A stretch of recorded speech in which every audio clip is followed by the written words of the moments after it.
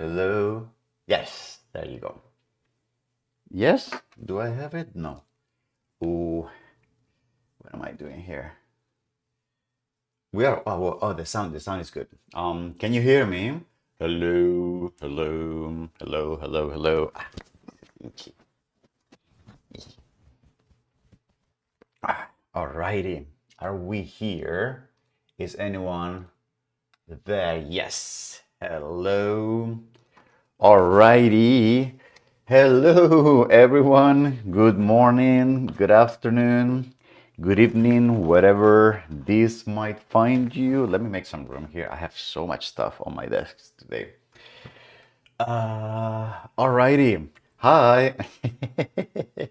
um, what are we doing? What's up? What's going on? Yes, I want to apologize. I forgot to schedule the live stream, put it on the calendar. Like, I just woke up, I'm gonna go streaming, and then I realized that I hadn't set anything up. So maybe this is coming as a surprise to some of you. But yes, we're streaming. I made myself. What did I do? I think I shared this with you. I committed to streaming every week this month, which has not happened for a while. And I'm here. So I guess we're streaming today. Hi, promised. Hi, Aya. Good to see you, folks. Um, oh yeah, and let's do so, hi, for those of you who might be new, my name is Jose Luis. This is Parametric Camp. We do live streams, we do computational design, we record tutorials live here in the company of the beautiful parametric campers who want to join us and spend some time here on Friday morning Eastern US time, whatever this might find you. And then we record those tutorials, we chop them, we edit them, we make them a little better. Not that we put a lot of energy on that, actually, unfortunately. And then we just publish those videos into a slightly more polished videos, tutorials. And we typically also record these tutorials as part of playlists so that people who want to learn a particular topic can go over all the videos in the playlist and then learn from them incrementally as if it was a small course, a small curriculum, however you want to call it. All right. So if you want to learn more, we have social media, we have Instagram, we have a Discord that we use for chatting. We actually were chatting this morning. I had an issue on Discord and we resolved it. So if you want to join our Discord, there is a link in the description of this video. And if you want to know when we go live, there is a link to a Google Calendar where I forgot to update today that we were going to be doing a live stream. I'm actually going to put it right now because I also want to kind of have a sort of log to know when I went live and when not. It's more like almost like a diary at this point for myself. So yeah, I just put that on the calendar. Great. So I think we're good. Promise and Aya, I don't know that we've met before. So if you want to let us know where you're coming from, how did you find us, what are you interested in? I like getting to know the people who are part of our community. So I would appreciate if you want to tell us a little more about who you are and what you do. And what are we doing today? Today we're going to continue. Am I recording? Yes, I am recording. We're going to continue with the videos that we've been doing in the past live streams. We were working on drawing apps, all right? And we were working on drawing apps, and at some point we reached this state where we started making this slightly more elaborate drawing app that was vector based, that had this document model, if you will. And by document model, I mean it had a small database of shapes and sizes and locations and that kind of stuff. And we were using that as a document to add, remove, modify, edit elements. we started creating more complex shapes. I think the last video we made was making a polyline. So that was cool. And then we have a small to-do list of items and features that we can add, that we want to add to this, to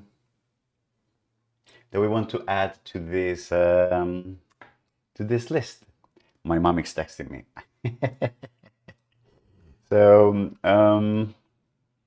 So I think we're going to continue adding features to this list. So where do I have the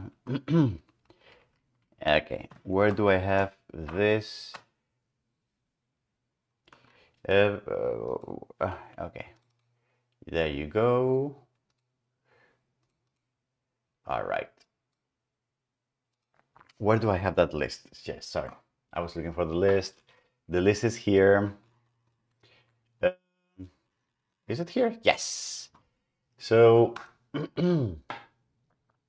we did polygons. We maybe want to do splines today. And then we can add some visual feedback. Yes, adding complex shapes, polylines, controlling stroke.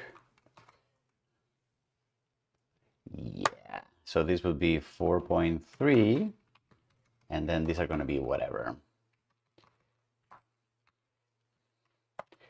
I think we're going to do splines today. I have a small thing here with the green screen. We good? Let me get better. Yes. And so I think today we're going to work with splines and Bezier curves. So that should be cool. And then we'll see what the next video is. Okay, maybe we can do like a couple of videos today. That would be interesting. Okay, so let's just get started. So why is this here? This should not be there. Yeah, you're an architect from Egypt. Ooh, that's cool. We're in Cairo. What does architecture look like in Egypt? Are you practicing? Are you a student? Arastu, hello, sir. Very good to see you. How are you doing? How's life? And congratulations. Has that happened already? Anyway, and someone is saying big fan, but unfortunately, I don't know how to read your name. And I don't want to miss. If you can provide us with a romanized version of how to read your name, I would appreciate that, because I don't want to mess it up. All right. Okay, so yes, so let's go back. All right, so how are we going to do this? So I'm going to open Visual Studio. I'm going to open Chrome. I'm going to share the screen here. I'm going to open a console because we're probably going to be using that. I'm going to drop here. What am I going to drop? I'm going to drop here web-based drawing. Yes, we have the sketch here. And I'm going to I'm going to also stop Dropbox, because otherwise it's going to go crazy. Yes, so if I start this, yeah, this is where we have a circle, yes, and then we switched to what? Polyline, and that was with the P, I guess, right? Yes, and then the other day, this is what we did the other day. We made a polyline, right? And then also what's interesting is that we also implemented like auto snapping. So if you click somewhere close, this is already detected and it closes the polyline automatically. Arthur Goliatin. All right, well, welcome, Arthur. Arthur Cyrillic characters are so interesting. Arthur. So Y is an U. Goliatin. Huh. Very cool. All right.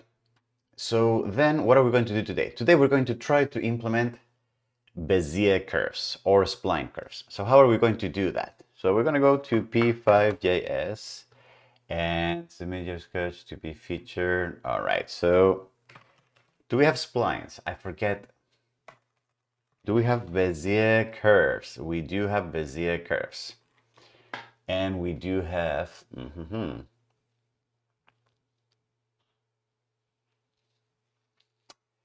So, all right.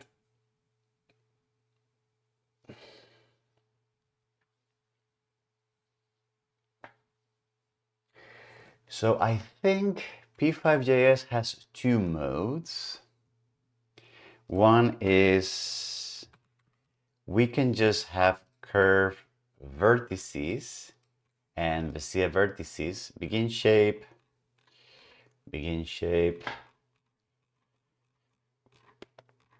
So this is begin shape now. Bezier vertex.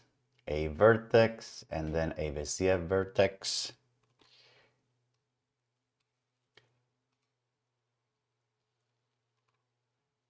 So shift space to insert tab. What is this? Bezier. So maybe something we can do. So that's Bezier vertex, and then curve vertex is more of a Catmull room. I see.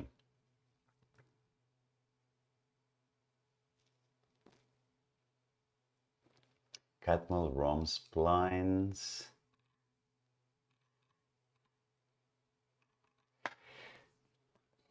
So because we have the two options, Bezier, we can maybe do Bezier curves. Oh, we could implement check-ins. Where do I have that? We could implement check-ins. Huh. That could be interesting. So wait, so let's start. How does Illustrator do this? Not that I want to replicate Illustrator, but knowing how it does it first, maybe it's a good, so if I want to draw a curve, how does any Illustrator ninja in this, so pen tool. So here, and then I point, point, point, point, and then if I click and drag, now I get, I see. So we could implement something like this.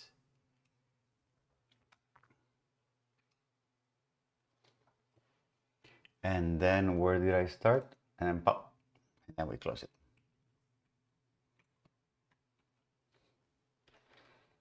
Interesting. So doing something like this is actually not difficult, but it's definitely going to take a full video.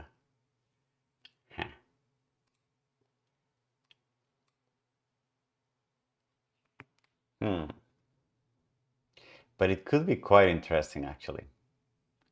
And then, okay. And then we start.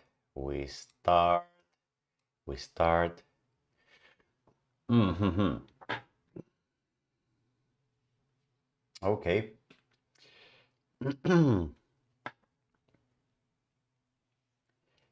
So interesting. What about curve vertices, Catmull ROM, P5.js splines, curves, we have arcs, we have spline curves, continuous spline curves, Bezier curves, continuous Bezier curves, summary, arc when you want, and ellipse, curve when you need a small curve between 2 points, and then use Bezier curve when you need a long, smooth curve. Yeah.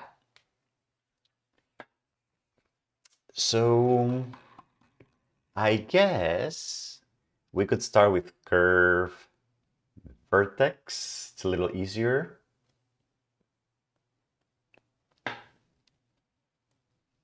It's a little easier, perhaps. And then we could do Beziers.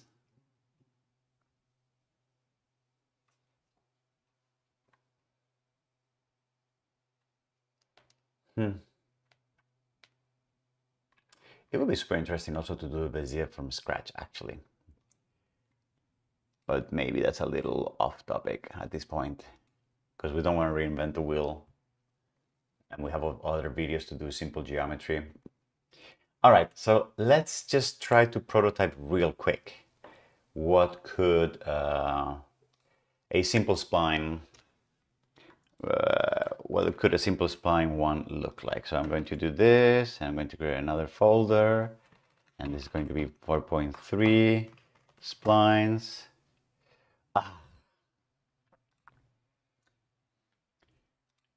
Okay, drawing vector splines. So here, drawing vector splines. So I'm going to add it splines project. Okay, and then here I'm going to go live again. And now here, drawing vectors. Okay, so now here I'm going to prototype. So what I'm going to do first is I'm going to prototype what this could look like. All right, and so I'm going to do it myself. And then once it's done,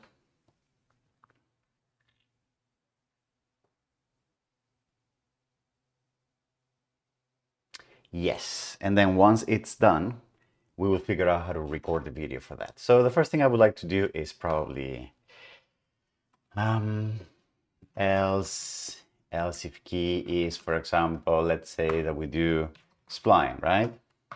So if we do spline, then shape mode is no. Then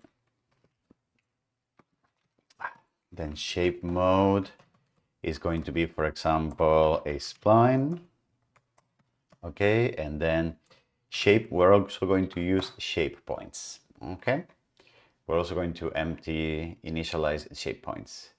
Key interactions and fill color. So what we're going to do then is we're just going to add a shape here. It's going to be, what is it going to be? The polyline. What did the polyline look like? We created a function, right? Add polyline. So shape is going to be this stuff here. And vertices. All right. So here, this is going to be, we're going to create spline. Shape points, vertices are going to be what? So we're going to have 4 vertices. Yeah, that could work. Yeah, why not? Actually, but they are too much in a line. It's fine. So if we have this fill color, stroke color, okay, stroke width, that's fine. And then here, in the case that we have a spline, we're going to do the stroke, it's a shape color, yes. The fill is going to be shape.fill color. We're going to begin shape. And then for all the vertices, we're going to create a vertex, but it's going to be a curve vertex. So this guy here. So this is going to be a curve vertex, which means that at least now we should have, yes. Okay. So this is going to be 0 and this is going to be 300 so that we get a bit more curvature. Exactly. What if we duplicate? What is that going to look like? I'm going to change. I want to duplicate the first two vertices. Probably going to look like a line, I guess, right? So if I duplicate this and then I duplicate this, so this is going to basically look like a line. Yep, not very exciting. What if I add another? Wait, what if I duplicate this one? Exactly.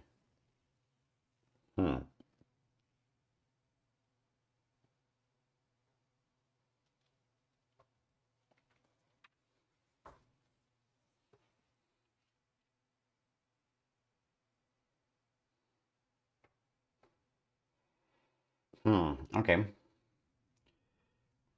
Okay, so we will get to that issue later. And then to the issue of continuity and dealing with if shape mode, else if shape mode is a spline, stroke color, begin shape, yes, okay. Mouse pressed.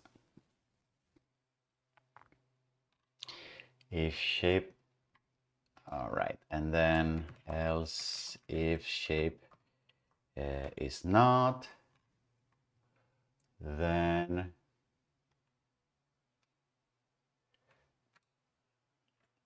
I'm going to push. I'm just going to add another one, and then interactions if shape mode,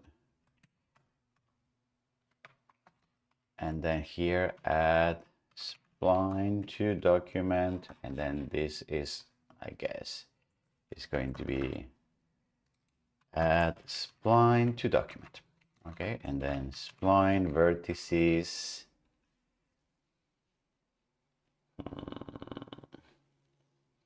Okay. And then I should be able to switch to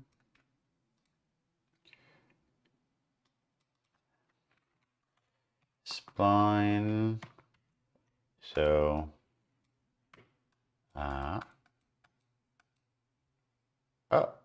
nice. Okay, and then enter. So now 1 point, 2nd point, 3rd point, 4th point, 5th point, 6.7, and then enter. Yeah, there's something odd. Yes, here working. So if I press first point, the 2nd point, the 3rd point,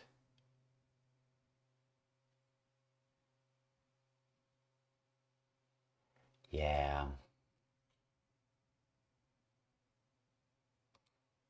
And then we do this, and then we do this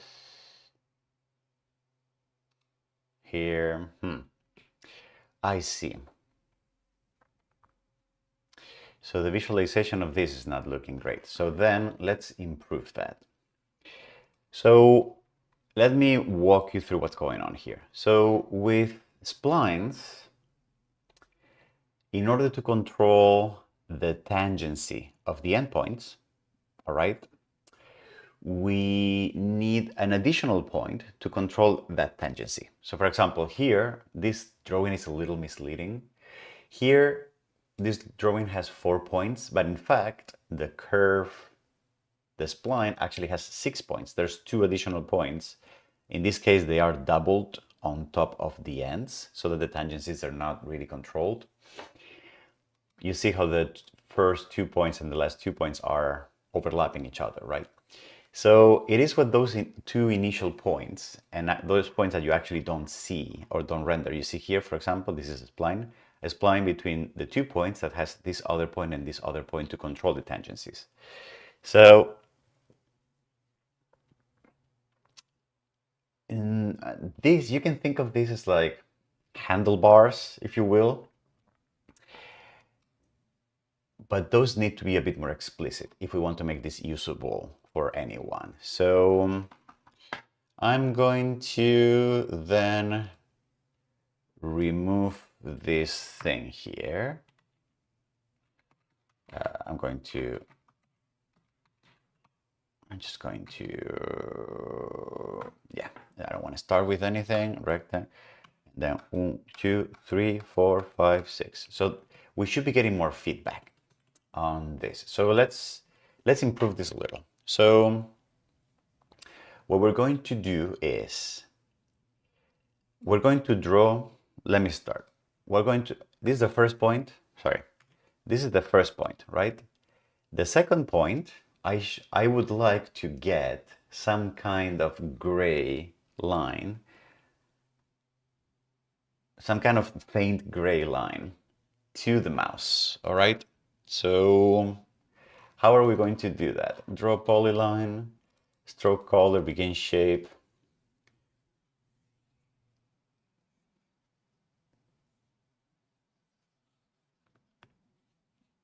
How are we going to do that?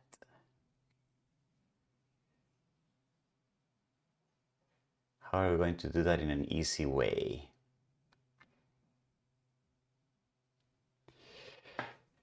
How are we going to do that in an easy way?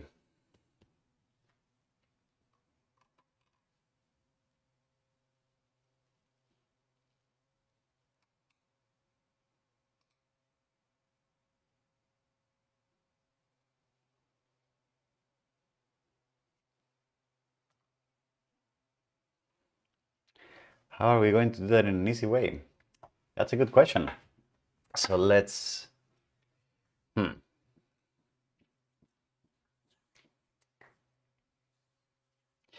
well, maybe we can do something here where we say if shape point's length is smaller than 2,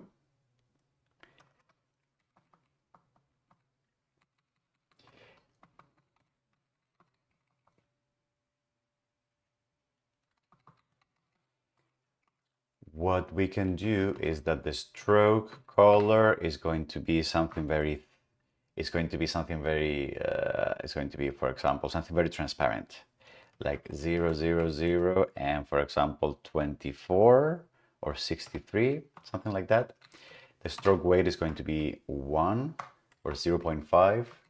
The fill color is going to be no fill.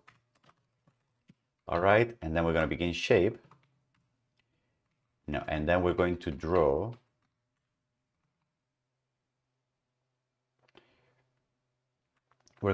a line between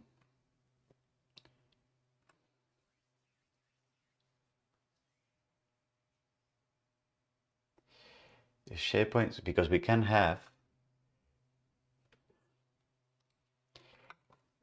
if shape points length is 0, then do nothing, basically. I'm prototyping here, okay?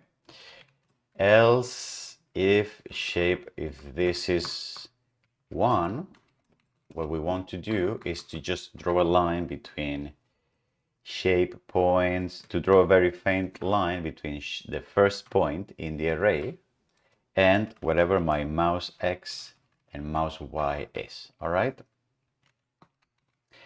Otherwise, we can do what we already had, which is this stuff here, all right? Otherwise, we can do that. And this is not going to work fully, but whatever. So I'm going to start with it 1, and you can see the thin line, 2, 3. Okay, so it's kind of working.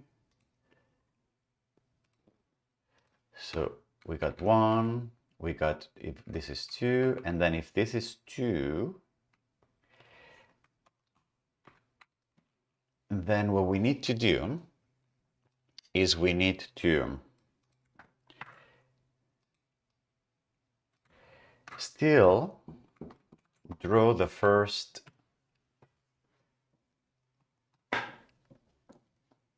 we want to begin the shape, okay? And then what we want to draw is the vertex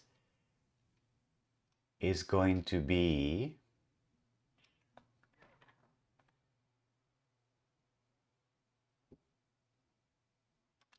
begin shape, stroke. Can I change stroke colors between? Curve, vertex, and then this is going to be 0, and this is going to be 0, and then after that I want to change to, do I want to change to the first color? No. And then curve vertex 1, and then I want to change to this, and then if there's anything else, draw everything. Is that going to work? I'm going to change this permanently to spline. I'm going to change this to a spline. Okay, and then what am I going to do? 1, 3, 4, 5. No, I guess the moment I change the color, it stops working. Is that true?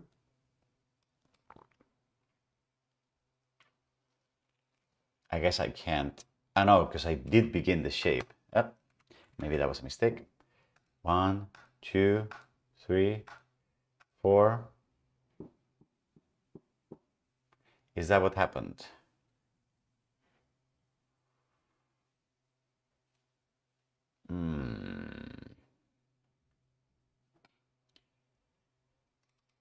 So vertex, vertex, and then 1, 2.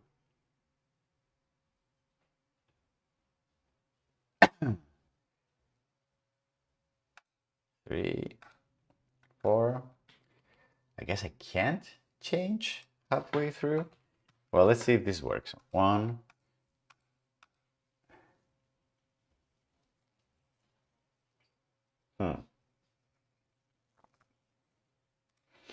So maybe I should just move this here. 1, 2, 3, 4, 5.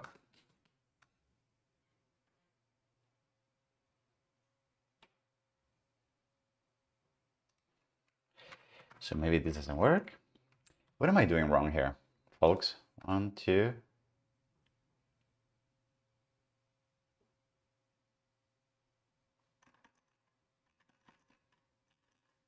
3.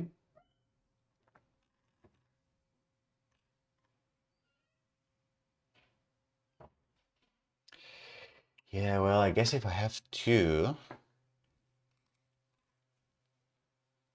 Well, but then when I have 2, there should be. Okay, I'm overcomplicating this, I think. But 1 point. So 0, 1, 2. And then it should be drawing 2 points and giving me a third one, 2. And then 4th.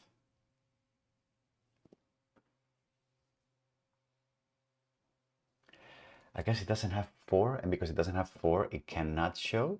Is that what's going on? I guess. Hmm.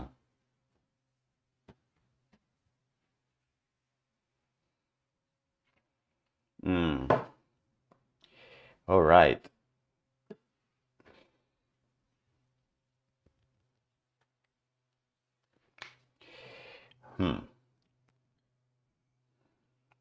I guess I haven't had enough coffee today. Okay. So,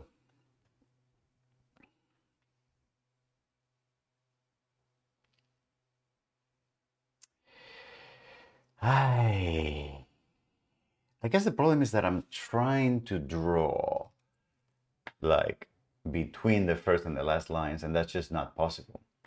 So let's do this. I'm going to first draw the first handlebar, and this is going to be from 0, 0, from and that's going to be this one. Okay, so that's going to be between the first 2 points. Then I'm going to draw this thing, draw the curve, draw the spline, and then draw the last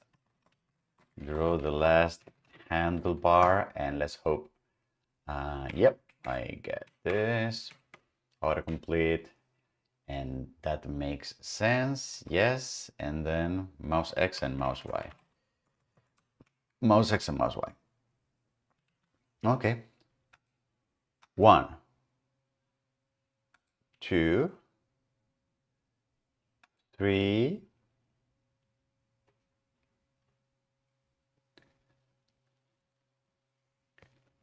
this is weird.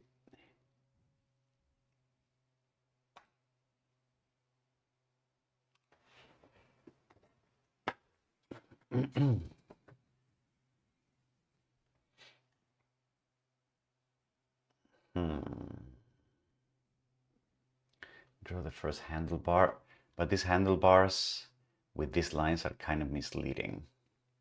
So maybe what I should do is I should just draw a spline.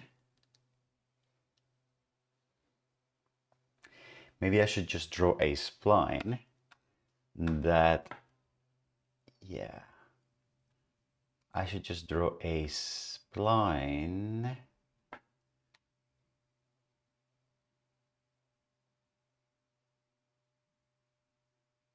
where I duplicate the points myself.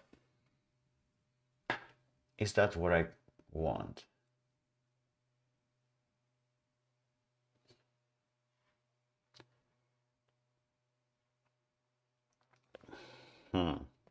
So, all right. I'm gonna make a special case here to try. Else, if shape points is greater than 3, we're going to draw all this stuff, which is going to be, what is it going to be? I'm going to draw first a spline where I'm duplicating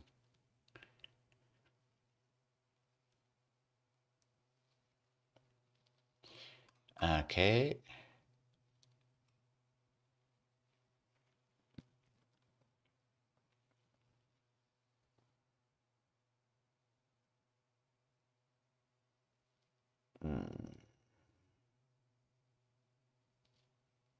I'm going to first draw a spline where I'm duplicating the first 2 points, and there's no spline, it's all just curved vertices, right? So draw the first handlebar. This is going to be basically a shape where I'm going to duplicate curve vertex, and that's going to be this one. I'm going to duplicate that.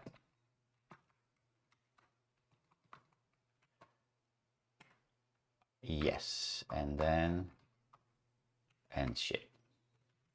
So what is that going to look like? Ah, it looks better. Then here, the last handlebar, I'm going to do something similar. But here, instead of that, I'm going to draw the last handlebar. Let's get Copilot to help us here. No fill, and then begin shape, -3, -2, -1, and minus. And so this should be -2. It should be -1. This should be the mouse, and this should be the mouse. 1, 2, 3, 4.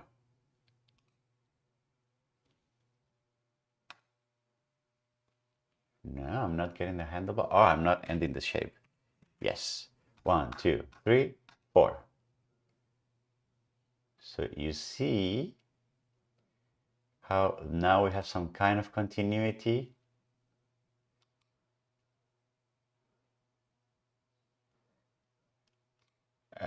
And the moment I click, because there's 3 points on top of each other, I get this like weird artifact.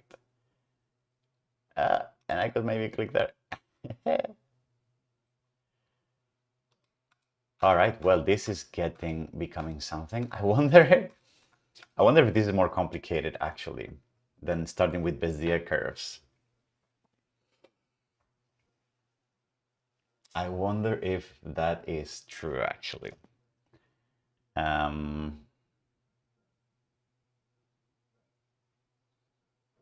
I wonder if, yeah, this might be a little bit of an I underestimated the complexity of doing this.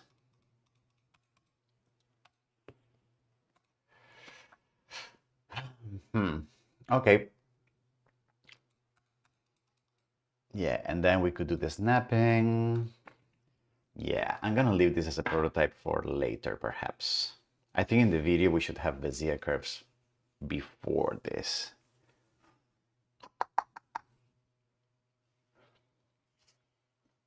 And then there's the case, we have to handle the case of having 2 points, having 3 points, having 2 and 3 points, because we're only handling, okay. All right, I'm going to put a pin on this one. So 1, 2, yeah, we're not handling 2 right now. And I don't think we can handle it. Can we handle it? How would we handle it? Well, I mean, since we're here, else if shape points length is equal to 2, then draw the first handlebar, and the first handlebar should go between points 1, there's 2 points, and then this should probably be the mouse X. Is that true?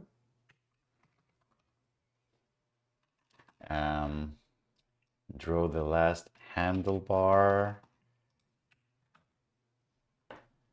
and then that's going to be maybe. So 1, 2, 3, and 4.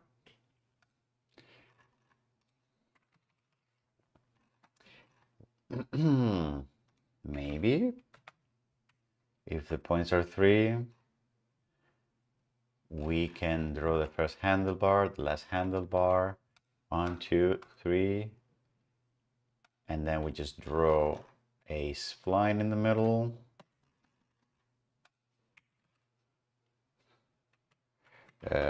Format document, and we just draw a spline in the middle. Well, we have 3, we can't really draw that spline. Well, we can if we add the mouse vertex. And then here we should have 1 and 2. Yeah, I guess that's fine.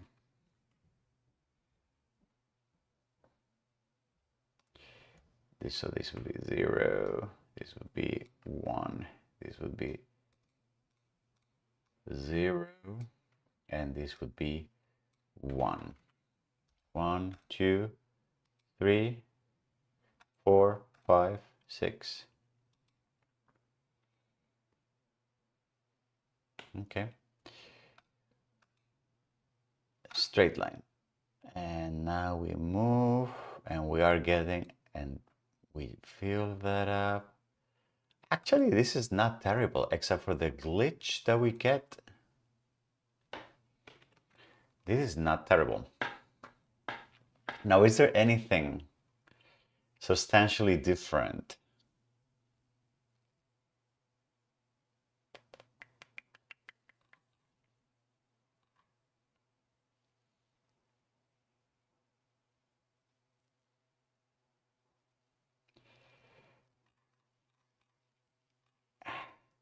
I guess the only, so we are always drawing this. And only in the case where we have, so, okay, 1, 2, 3.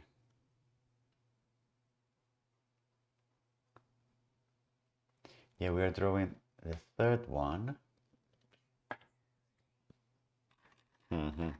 So perhaps this could be,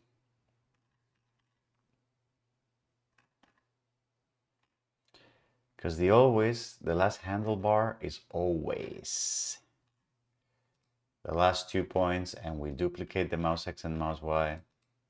This is always the last 2 points, so the last handlebar is always there. This only gets drawn if we have more than 2 points. And it's always the same, really. So this could all be simplified, really. And then the first handlebar is the same here, and the only thing that is different here is that we duplicate this one.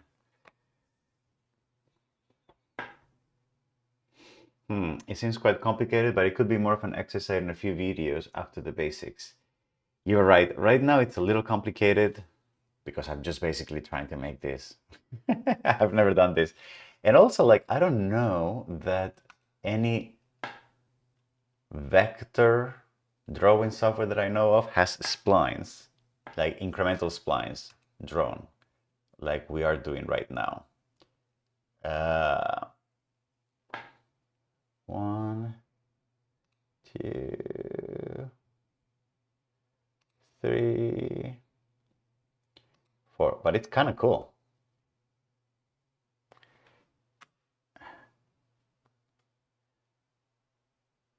And then 1, 2.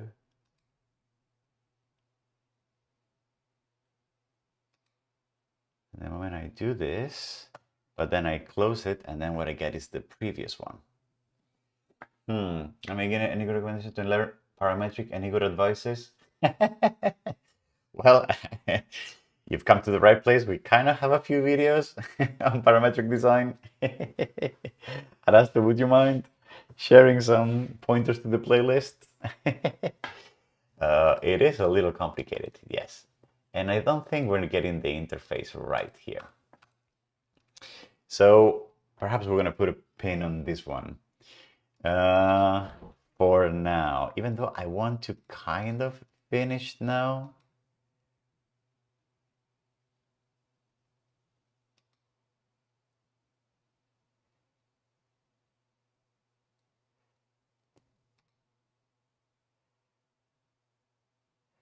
I see. What we could do is I can click here now, and then it's only when I move away that this shape actually ends. Yeah, we will need to have to work a little more on where do I click, how do we snap things together. I think I'm going to come up with a better way of doing this. So yeah, we're going to put a pin on this one right now. I'm going to put a pin on this one, and so how am I going to put a pin on this one? So I guess I can just take what we have here, and I'm going to copy it to, I'm going to stop the server because otherwise I can't make changes to my files. I'm going to wrap it over there, and maybe we can wrap that up by the end of the video. So I'm going to basically, I'm going to rename drawing vector Bezier. Okay, so now I'm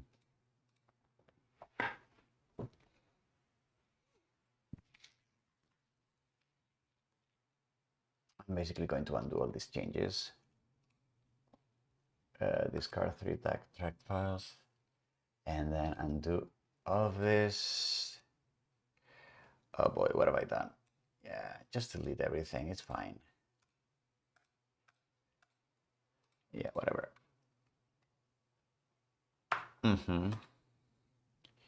Yeah. 3, try again. Okay, oh boy. I can't change the files now because I have Visual Studio open. So, gone. All right, so I'm just gonna copy and paste this again. And I'm going to restart everything. Drawing, vector,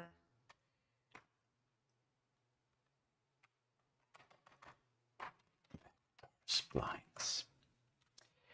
Okay.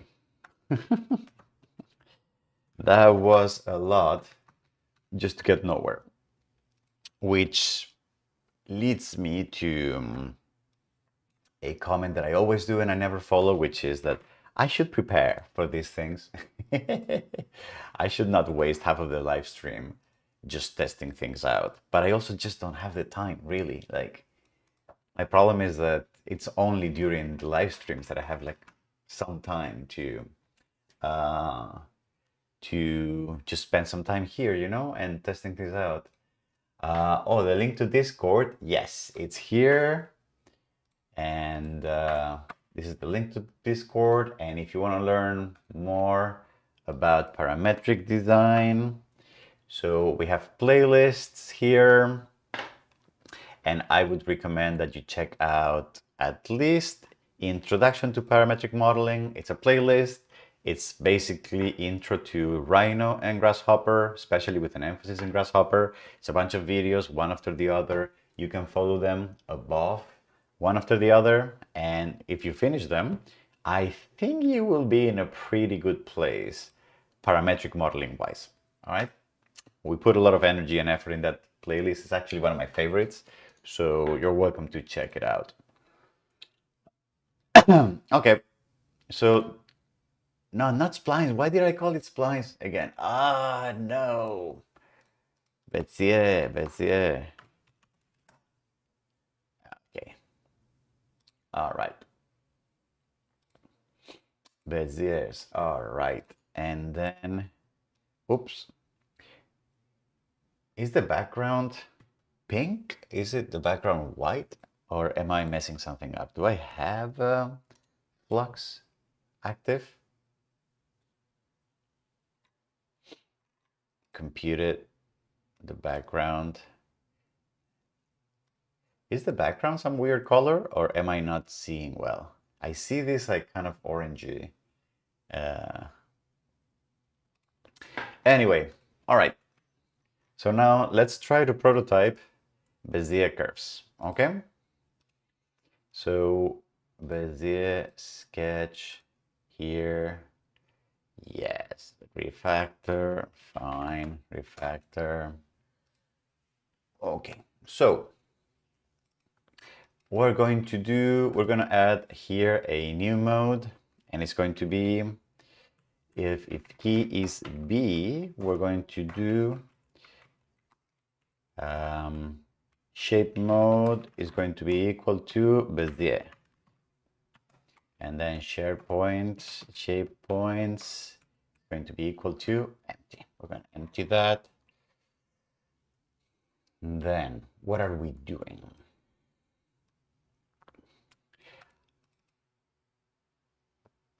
I think we're going to rename this and call this add poly to document and poly type. And then this is going to be poly type. And where am I calling this? Should snap. And then this is going to be shape mode. Okay, it's better to learn basics of Rhino before taking the Intro to Parametric Design course. Mohammed, honestly, it wouldn't hurt if you want to learn Rhino because you like modeling, like regular modeling. It wouldn't hurt. You would learn some good stuff, some good skills. But I think in the playlist itself, we cover the basics that you actually need in order to know about Rhino in order to do parametric modeling well. So I don't think it's a hard requisite. I mean, you should know how to do the basics. You should know how to make like simple primitives, maybe a surface, turn control points on and off, rotate, save a file, you know, like that kind of very basic stuff. I don't think you need much more than that, really. All right, so Bezier, we add poly to the document. And then shapes. In shapes, we're going to type ellipse. No, we're going to create a Bezier curve. All right. We're going to add a Bezier, and then vertices. We're going to hard code a few vertices here. What are we going to hard code? We're going to hard code. Yeah, we're going to hard code a few vertices here. Yeah, 1, 2, 3, and 4. Fine. We're going to hard code that, and then we're going to add them here. So if you have a Bezier curve, sorry, let's okay, Bezier. Okay, we want fill. We actually want fill color to be shape.fill color. You're right. Then what else? We're going to begin a shape, vertices, yes.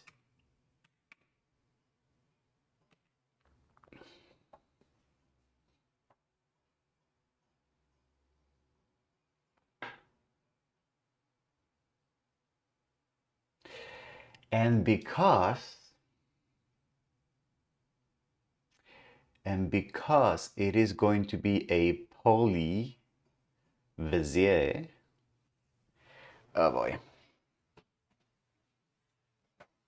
So here's the thing. Are we building 1, 2, 3, 4? No, sorry.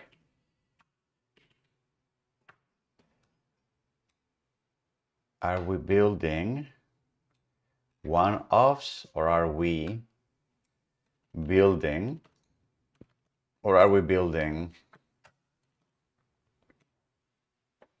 a continuous Bezier curve? Let's start with a simple one, and then we expand it. Okay, so yes, so we're going to do this, and then we have a Bezier curve here.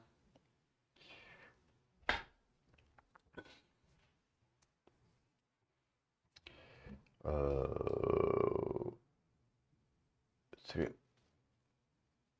300, 200, 400. Huh? And then 400. Yes. Okay.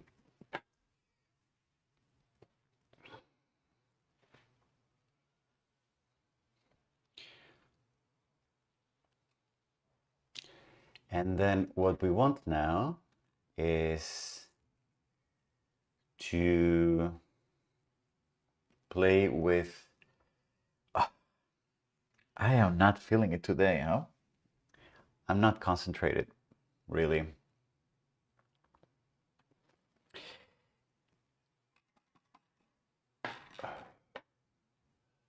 Draw shapes that are currently manipulating. If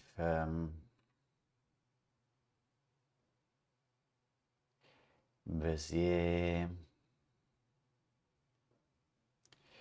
yeah, because we would need to, if we're drawing a Bezier, we would need to click and drag to leave a handlebar, like here. We basically need to click and drag, and that's our handlebar. And then as we move,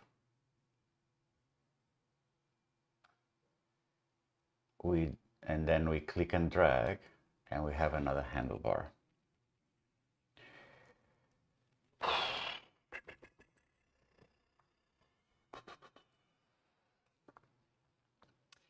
Yeah, folks, I'm not feeling it today. I have to say, I had a complicated week today.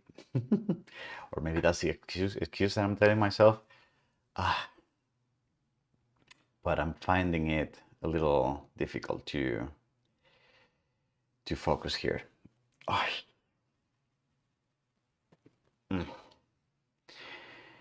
So, what are we going to do? Well, how about first, can I take a 1-minute break, 2-minute break?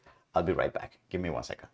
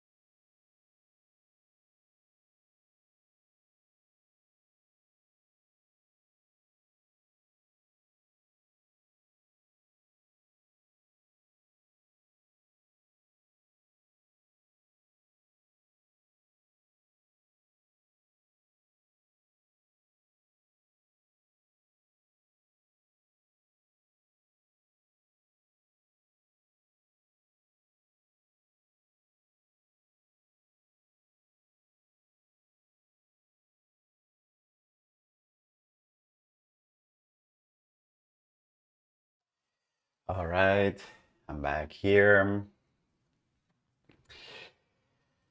Hi.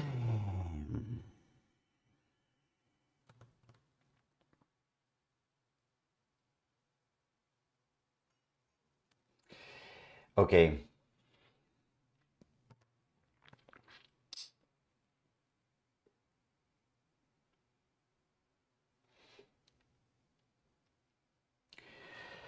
Oof. All right. I'm going to make an executive decision right now. And I'm going to decide to put a pin on the Bezier drawing, the spline drawing. Perhaps it requires a bit more thinking and a bit more preparation than I thought, or maybe I'm just not having the day. Okay, so we're gonna put a pin on that one. And I am not, yes, and we're not going to continue doing this. And I'm going to think about whether if I just want to prepare this offline and then just come on live and record it, or if we give it a shot at some other day where perhaps I'm a bit more grounded and I have my head on top of my shoulders. I have shared this with you at some point in the past. Last year has been a little difficult for me at many levels, and I'm still dealing with some of the reasons why that year has been difficult. So sometimes I just have a little bit of difficulty being present and focusing on the things that I'm doing. Nevertheless, I would like to finish or do something today. So I'm going to is there any other video that we have pending that we can easily crunch out today? So let me go back. So this was the vector-based videos, all right? So I'm gonna add here Beziers as another, okay, so, but we did have a bunch of other things that we wanted to do. Yes, so fun with DALL-E playlist renamed to fun. Yeah, so there were, maybe that is something that we could do easily today. So I don't know if you remember, but in the channel, where are, in the channel, we did have a playlist. Oh boy, sorry. We did have a playlist that was fun with DALL-E. And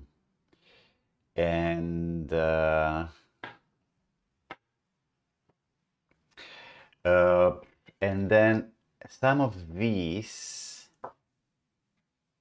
videos were obsolete, are obsolete because the DALL-E API has actually changed.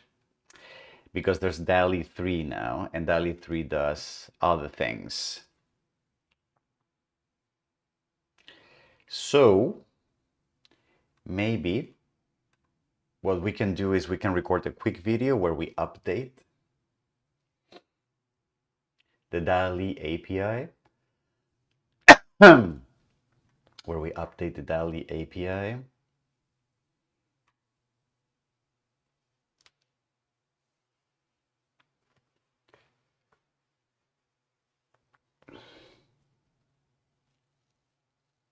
And then there's also another one with ChatGPT, which also now has new models.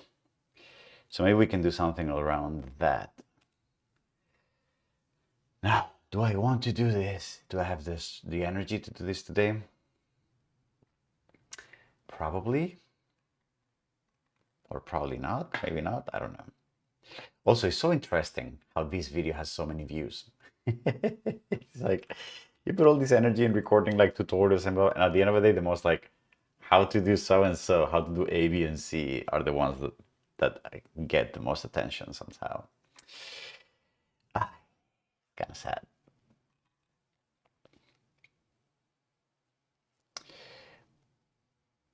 All right, so what about this? Let's just try to adapt the examples to DALL-E 3 or DALL-E whatever, you know? Let's just try to do it here together and let's just try to do it here together. And then if we manage to record the video, then that would be great. Otherwise, it's fine. We just record the video somewhere else, sometime else. Okay. All right. So we had for DALL-E, and this maybe we should call it fun with AI, like this. Okay. Yeah. Now.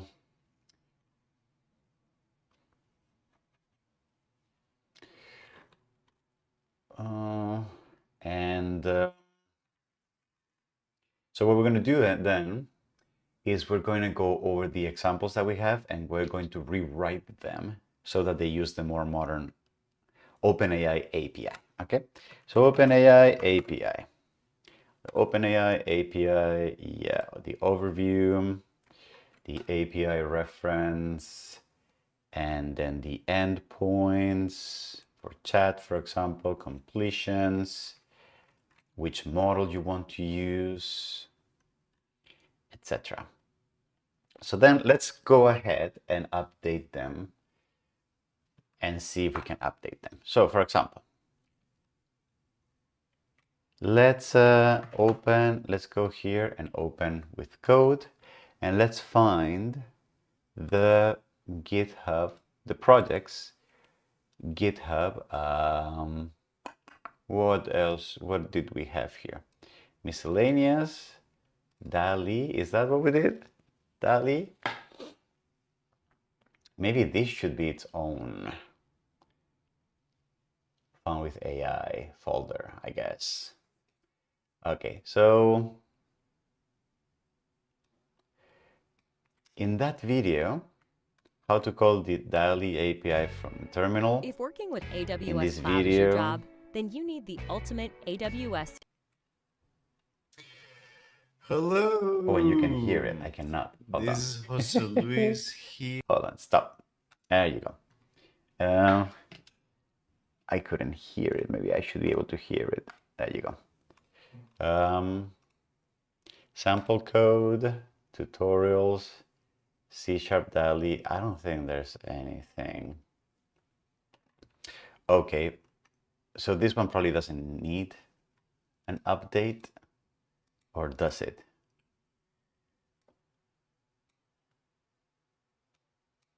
Oh, I mean, because there's no code in this one, we probably don't need to update this one. Okay, so then let's go ahead to the next one. In Python. All right, so how to use this in Python. In Python, well, can I upload this here? Okay, in Python we had generate and we had OpenAI, could not be resolved. I guess we're gonna open. All right. And we're gonna have a terminal here, a terminal here.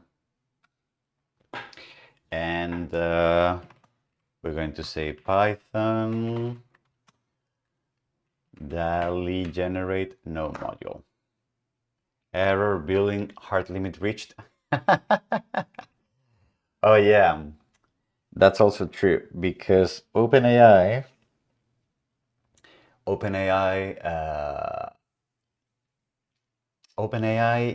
did change the billing, and now it doesn't bill you, it doesn't charge you by it doesn't charge you by using it. What you have to do is basically you have to top it up. With your credit card, you need to add money, and then you basically draw from that money. So, OpenAI, can I log in?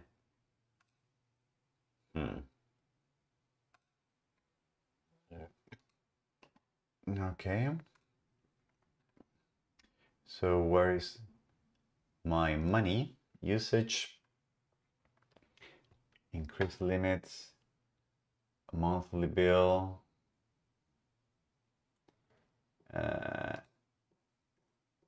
token limits.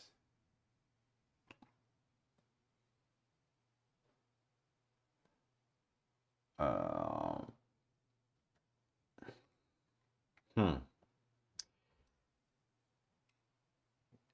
So this is my account here. You see, I haven't used a lot, and this is what you've used other total credit granted to you, balance, this expired. I paid for this, but team billing at credit balance. Auto recharge is off. When your credit balance is 0, your API request will stop working. Enable automatic recharge. Enable auto recharge. So can I add, how do I add money here? Payment methods, there's no payment, billing, overview, add to credit balance. Amount to add, $10. Let me just add $3, $5. I'm going to continue. Am I going to check, is this the right credit card that I want to use? Let me check that on a different window. Yes. And I need to do double factor authentication. Yes, whatever.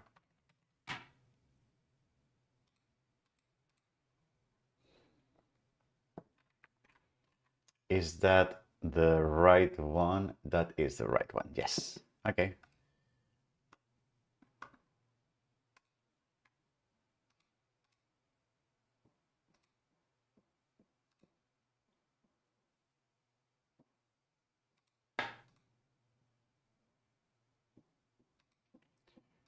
Okay. So I have $5 now, which means can I run this? Is this going to work? And then billing hard invalid request error. Oh well, that I don't know why that happened. Billing overview. I have money. Why? Take my money. Monthly billing, export, settings, team, limits, billing, credit balance, cancel plan, no, usage limits, no, preferences, whatever, profile, oh, okay. I don't know. I don't know why this is not working. Okay, so should we... All right, OpenAI, API, blah, blah, blah. Billing hard limit has been reached. Just switch to the paid account where your credits have expired or you don't have any left. Just have an...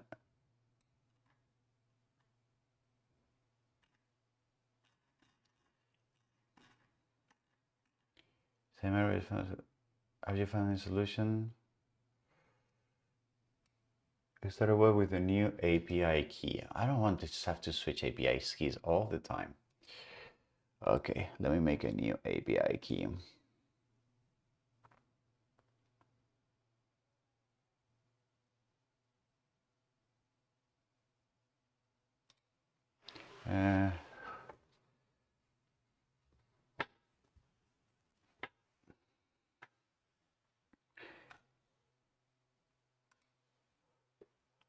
Okay. I just created a new key. are the keys being read from? Yes, they are being read from.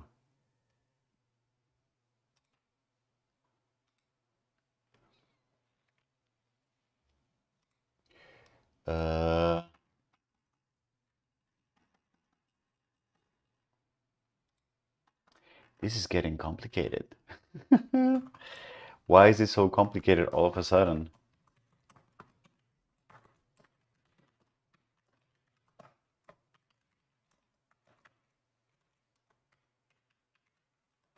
Okay. System properties. Let me find the OpenAI key. I'm going to take this one and I'm going to create a new one. And I'm going to paste it here and then. Nope. No luck. Oh wait, I have to restart. Yeah, because otherwise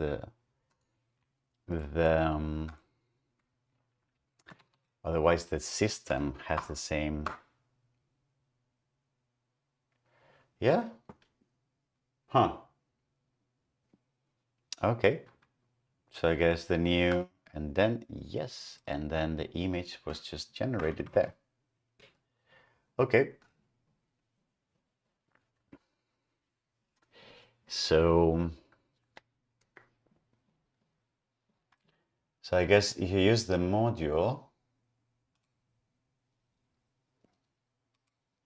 Wait, am I using module or no module? Ah, this is generate. This is no module. I see. Okay. Hey, Lamarash. Hey, how you doing? So, I see. So, well, so that was, so maybe if we're going to do this right. So, streams, okay.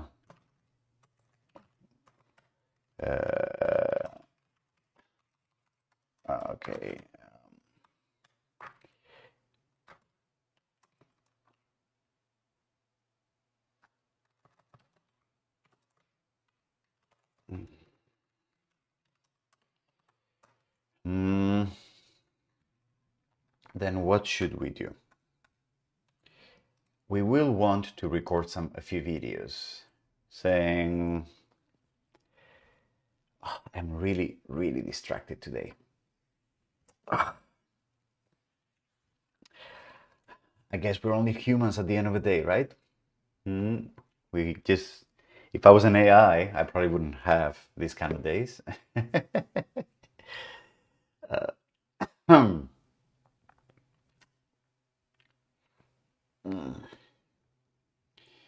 Okay.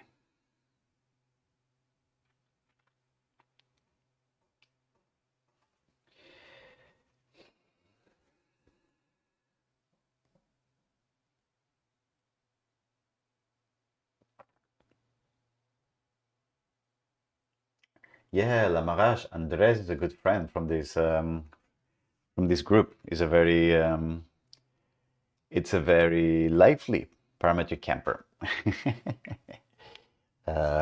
We know him really well here. I haven't seen him in a while though. I wonder what he's up to. Okay, so in order to fix this, where is the OpenAI API? Okay, now the keys. Yeah, I don't want the keys. The reference here. Okay, so for the reference, for images, what we want is generations, all right? And what we want to change here is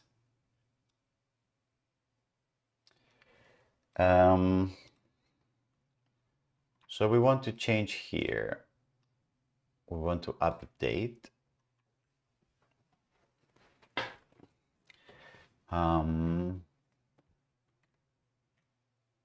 for images. We want to update. So we have image generations. That is correct. We have the maximum length is blah blah blah model, defaults to DALL-E 2. We may want DALL-E 3. So something we may want to add here is parser dot add argument, and this is going to be m, and this is going to be model, and default is going to be DALL-E 3, for example, DALL-E 2 or DALL-E 3 model, and then help.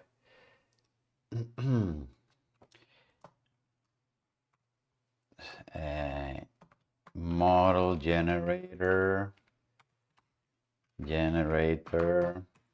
and that's going to be DALL-E 2,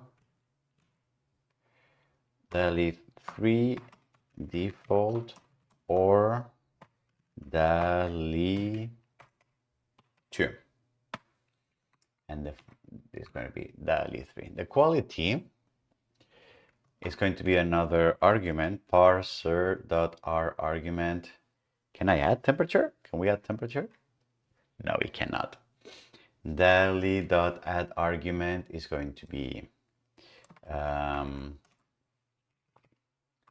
oops, I'm very clumsy today. Q for quality draft default of full, and then the quality of the H creates image with higher data. The parameter is only quality, only supported for DALL-E 3. DALL-E 3. Oh. And then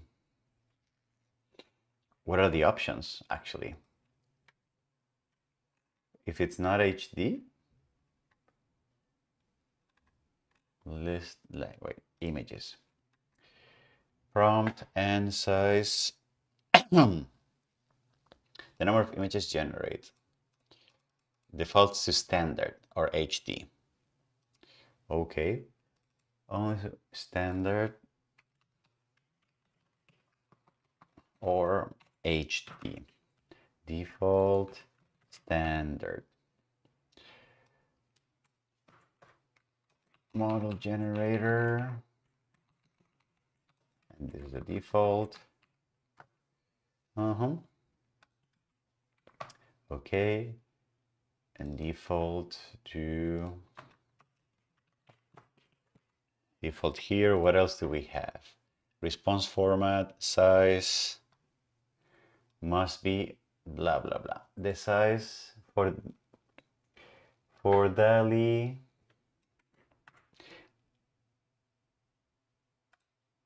I guess we can just copy this whole thing.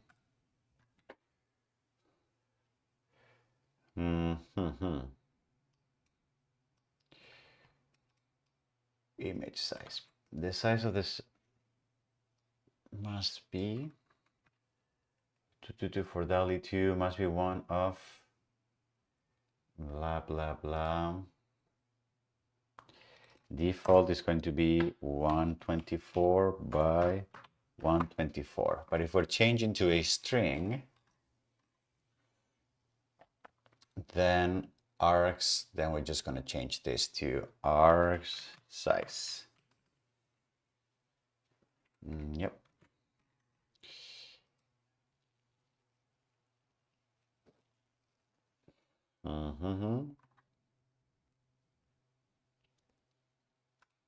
Okay, and I think style, vivid or natural.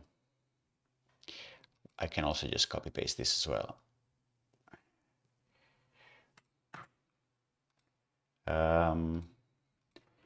Parser dot add argument dot s for style help is going to be equal to the natural And then default is going to be natural, for example. So if I do, but now I have to add all these things. Request body, number, size, then model, argument model, quality, style. Is that so? Quality, style, yes.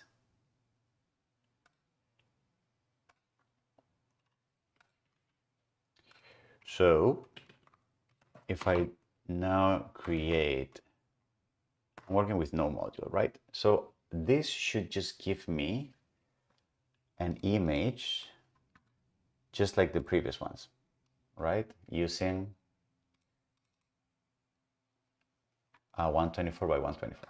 Okay, but now I can probably just crank that up and say, I want the size to be what? I want the size to be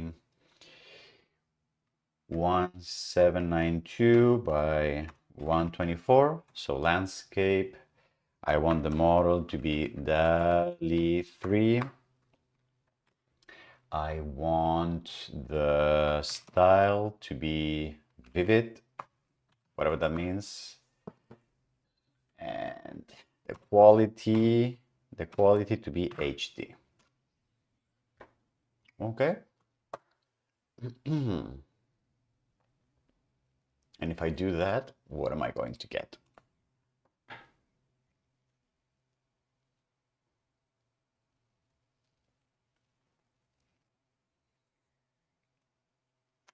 Ah, it's taking some time, huh?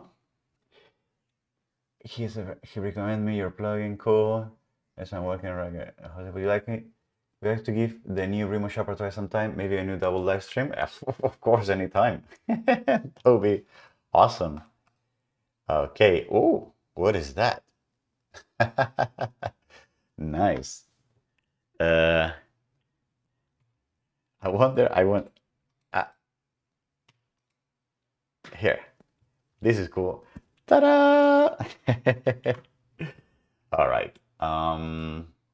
Okay, so that should be good for an update.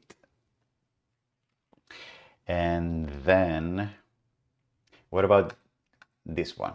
I'm just basically going to copy and paste the same thing that we added here. I'm going to add it here. And then args parse. I assume this should give us the same result. So what if I do now the same, but I call DALL-E generate with the module?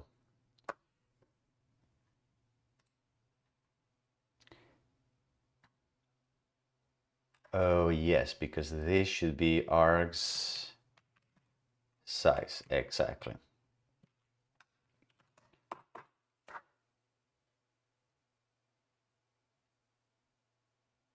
Argument, conflict string, what?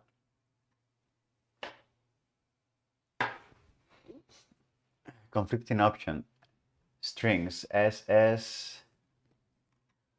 Oh yeah, because I have both. I have two that are the same. Okay. These are the evils of copy pasting.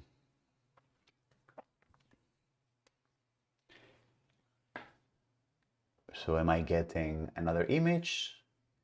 It's looking good. It's taking some time. Yeah.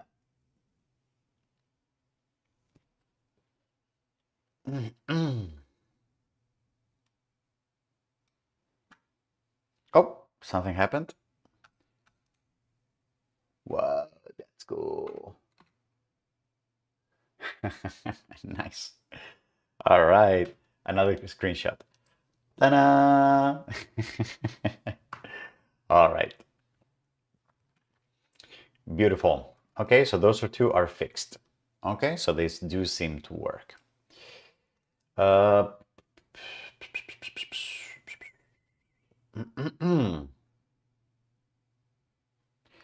Okay, so we can then probably, what is this? Yeah, I'm just gonna discard all of this. Updated Python, updated fun with AI to DALL-E 3. Actually, but I may not want to do that right now. So for Node.js, DALL-E generate.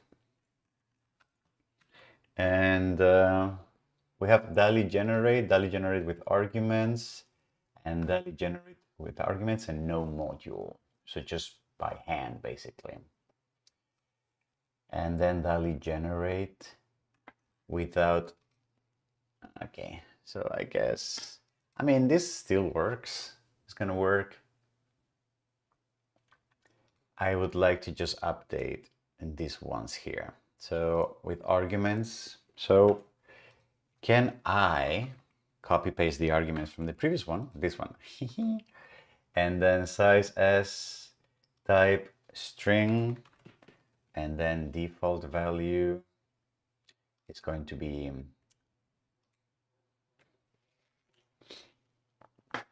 default value is going to be 124 by 124. All right. And then I wonder if we can add helper text to this module. So this is a Node.js module that we are using, and npm help text. And then help. A usage guide can be printed. All right, displays. And how do we add that help text? Documentation. Default. All right. Notation rules, parse options, notation rules.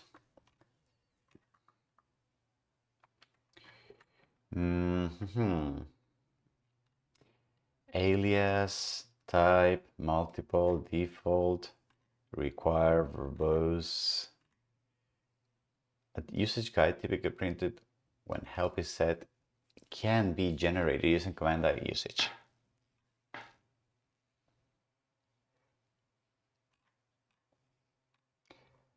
Polymer CLI.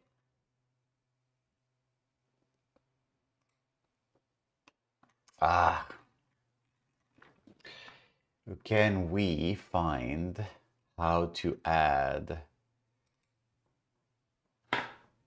helper text to this? So what if I just try? So DALL-E generate arguments.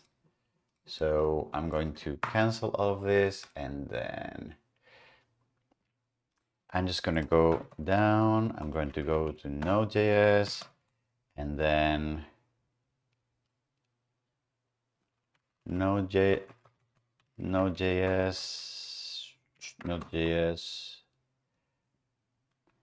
DALL-E generate arguments, help.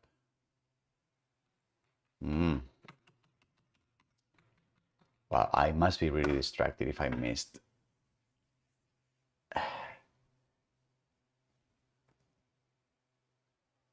What?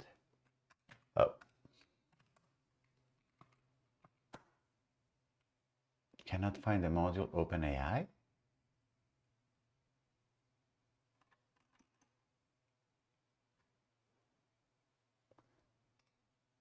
I guess I cleaned up the, but I'm not loading the module. Why do I need it?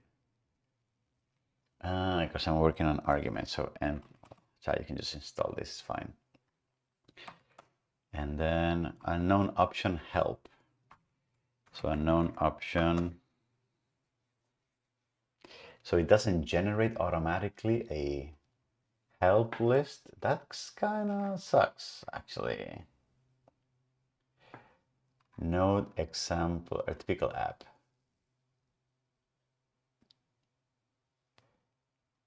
See the exam and read documentation and instructions to how to create them. Release node. So it does have a description.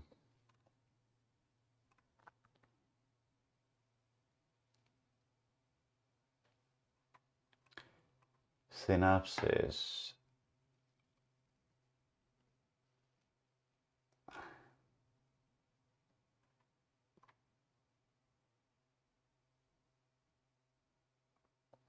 A command line usage.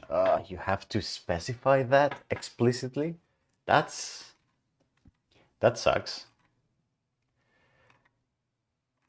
Anyway, well, we're not gonna get into that then. Screw it. So, okay, so then we're gonna add here model m type string, and then default is going to be DALL-E 2. Okay, so then what else do we have?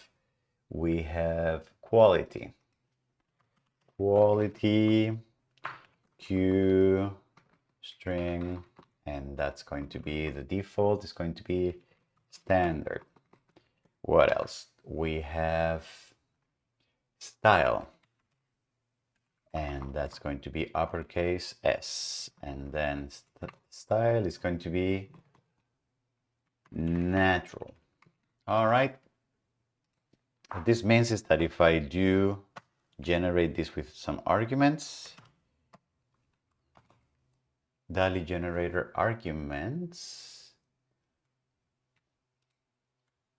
I should be able to get something. No DALL-E generate arguments. Invalid request error.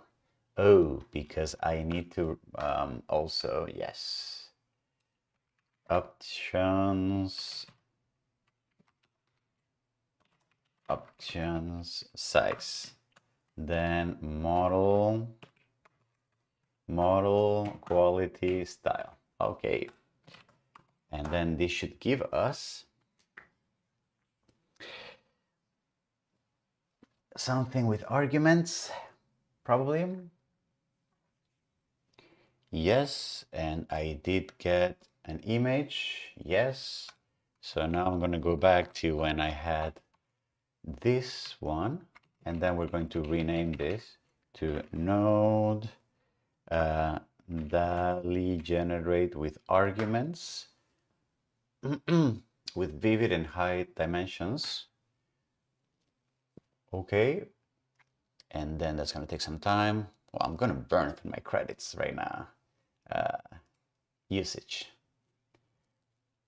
Folks, I've spent 30 cents already in this live stream.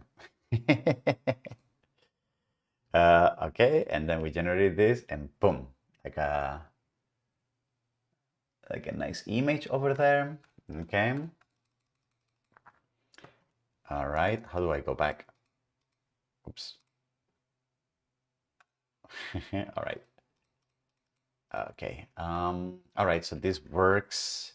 So I'm just going to then delete this, and then probably what I want to do is I want to copy this to no module. Okay, and then in the request body, I probably want to use the same thing here. I probably want to copy the request body. Yeah, pretty much it's identical. The body JSON. So if I do this with no module, I should be getting the same. Is that true? I should be also getting some kind of a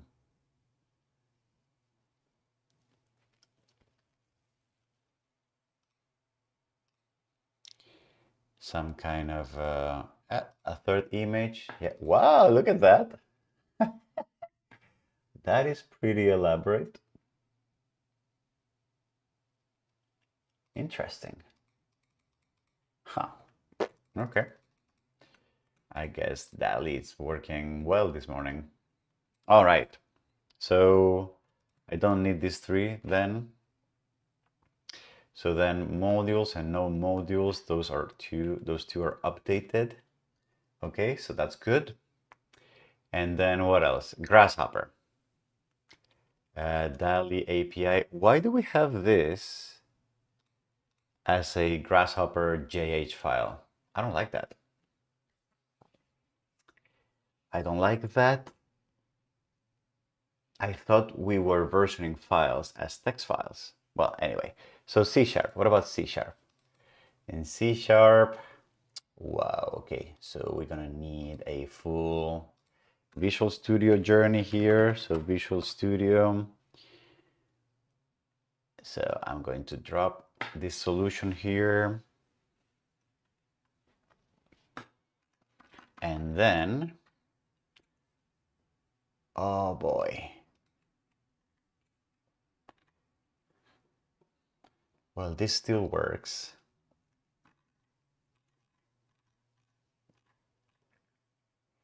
Yeah, I may just not update the C# one because I may just update the Grasshopper one. Okay.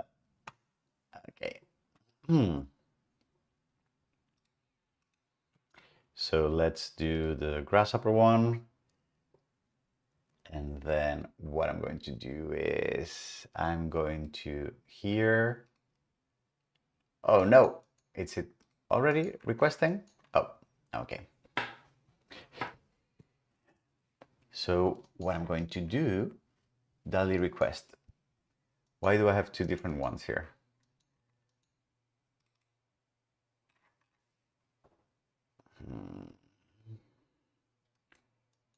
Are these both the same? Are these two the same? This is the one in the lower. They do look the same to me. Okay, so we're going to, okay. So I'm going to save this as a text file.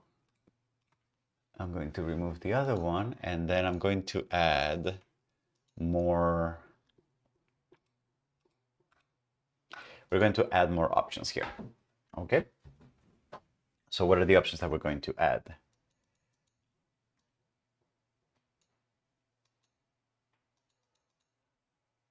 Oh, I guess this was like either an URL or yes. So I'm just going to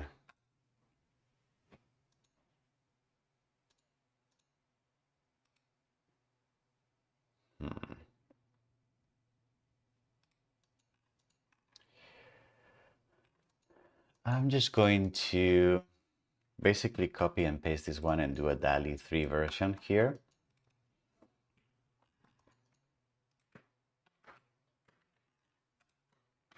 And then I'm just going to, yeah.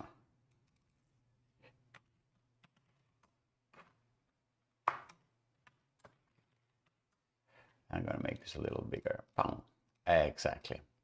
OpenAI, the key, whatever, and then number of, then we want the format, the model. So we're going to use which model? And we want this to be a, okay. So we want this to be a string, and then we're going to copy one of these and we're going to make it, model is going to be DALL-E 2 or DALL-E 3. Okay. So that's going to be the model. We're going to turn the model into a string. So that's going to be using text. Text here. And therefore, I'm going to add this to the response. Then one. Then we're going to forget about this. It's going to be turned into text.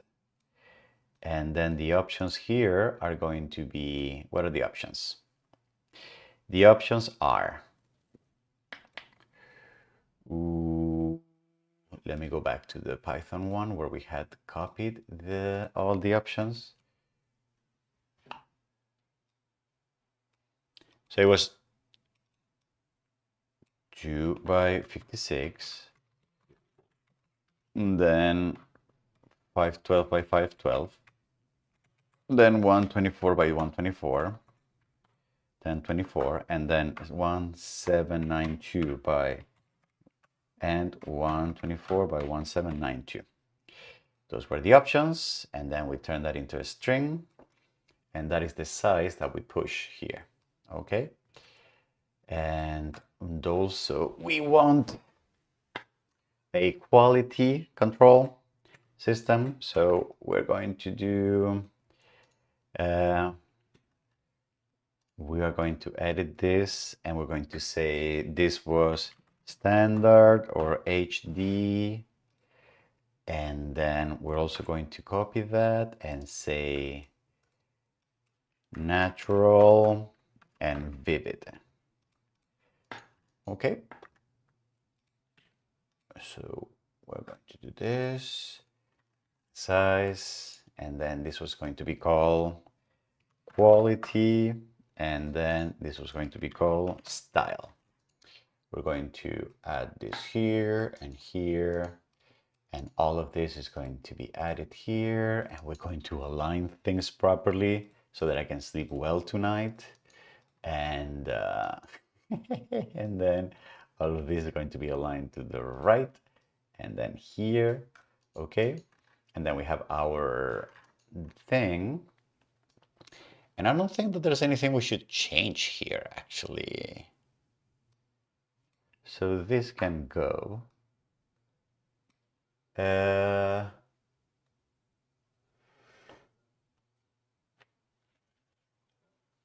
Ibrahim, we've seen you around before, haven't we?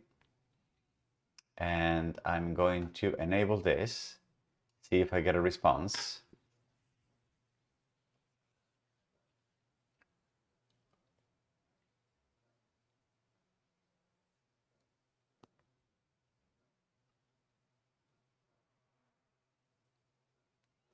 It's going to take some time because we're asking for high quality.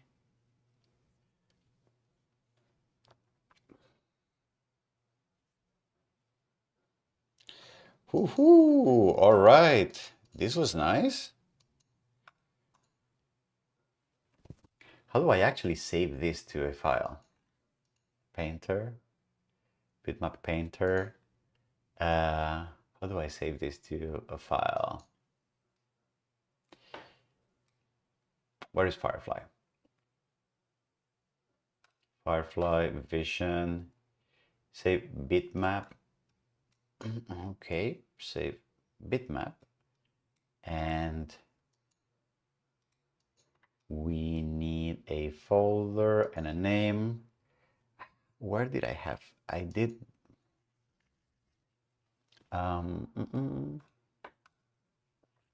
Let me. I have this file that I did for some of my students. Verification. Exactly. Here. I'm going to write this here.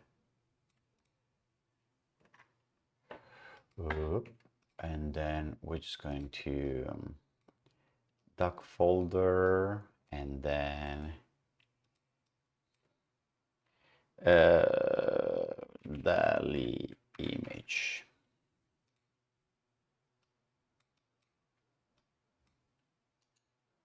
Okay, did it work?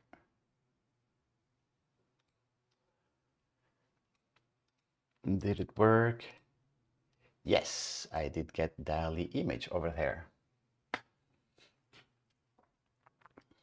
All right.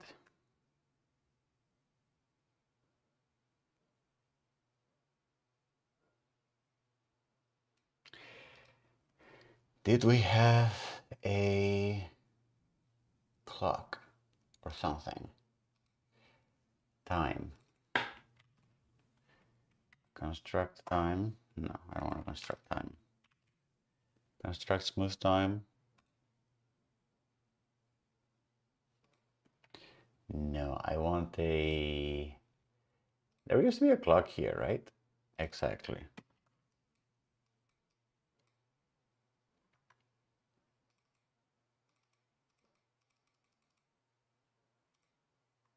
Oh, but this doesn't update automatically.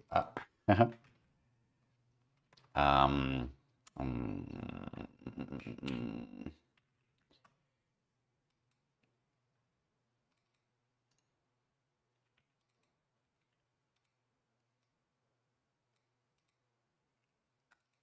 it doesn't update automatically. That's kind of a bummer. That is kind of a bummer. Wait, is there any way? Yes, is there any way I can get rid of this? Anyway, well, that's gonna have to be like that. Mm-hmm.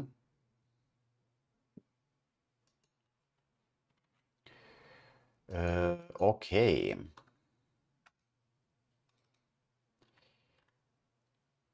There's no timeout for this. Okay, well, I think we can work with this. DALL-E 3 update here. So then this is going to work. And then web DALL-E. This is the one that is going to require a bit more work.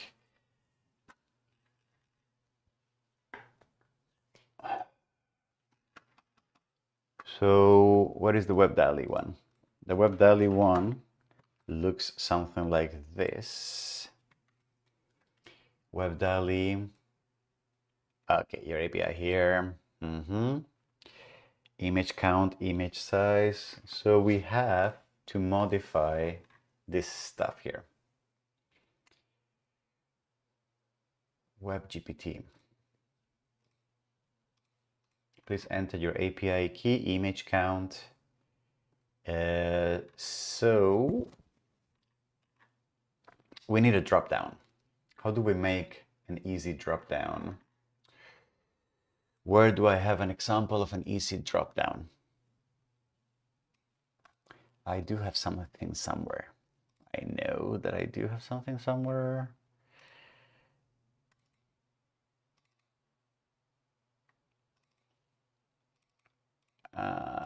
Perhaps here.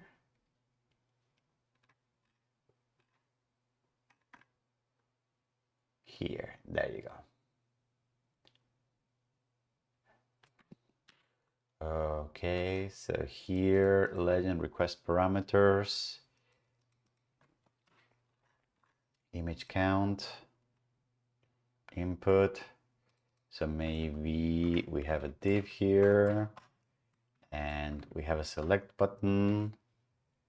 And then this select button is a image count and image model. And we do this and then select name model.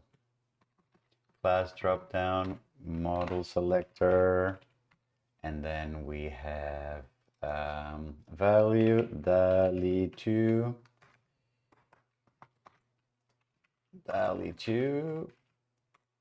and then DALL-E 3.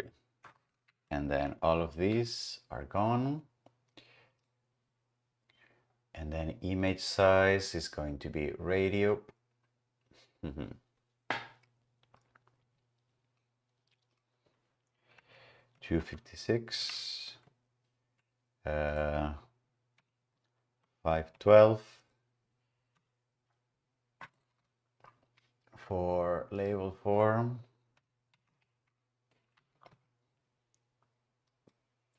Okay, so this and this and this, now this and this and this, now this and this and this, and more. And radio 1, and then this and this and this and this, and another one, which is going to be the opposite, which is going to be, okay. So we're going to change this now here, and now here, and now here, and I already have now all the options. And I'm going to change checked to be this one, which works for both, actually. And if I change this to checked, it doesn't select it. No. Oh, it does change. Okay. Request, and then image size, and then we're going to have here, we're going to have image quality, name model, name quality, and then here is going to be quality selector. We're going to have standard, and then we're going to have HD, standard, and HD, and so we can have selected this one, yes. Image quality HD, and then what else do we have? We have image, what was the other one? Quality. No, image style. And we had was that we had a vivid, natural, and then we had vivid. Okay.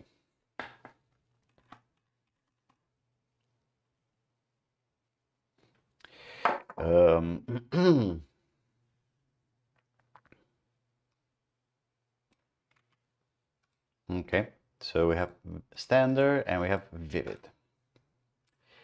Now, response images will be added here, and then the script was radius,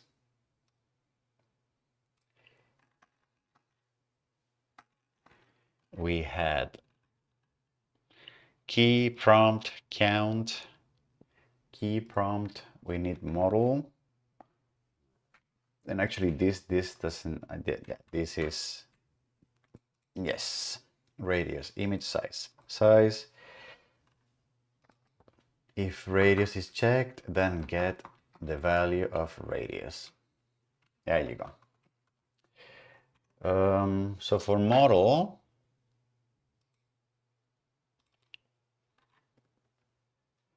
size radius, and then size radius here.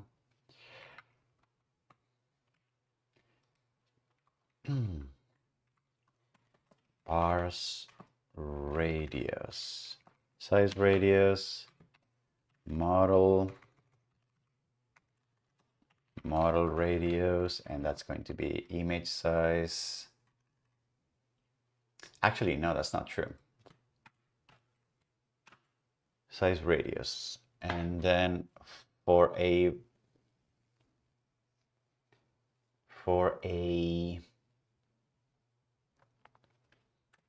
how do we read?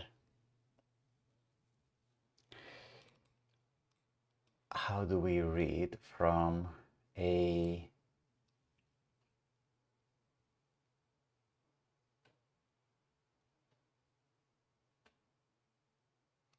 I basically just, yeah, I guess, yeah.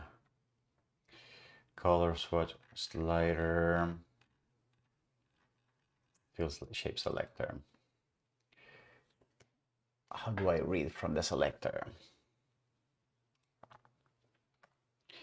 Const model selector, as it's the same as model. Where are the models? Select model selector. Okay. Const model is value, and then console log model. All right. So is that true? So if I load this,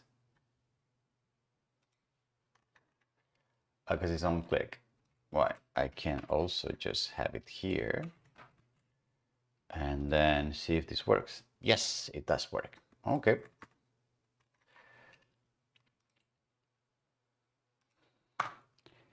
Value.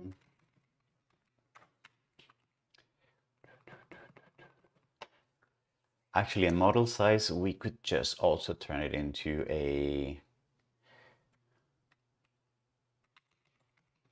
wire radio and not a drop down, you know? Why don't we turn this radio? Yeah, the radio is kind of clunky. We can just turn it into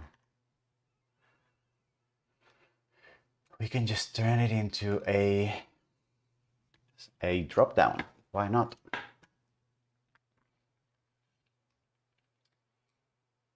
Image size, and then we're going to have here a selector. Model size is going to be size selector, and then we're going to have option value 256 by 256.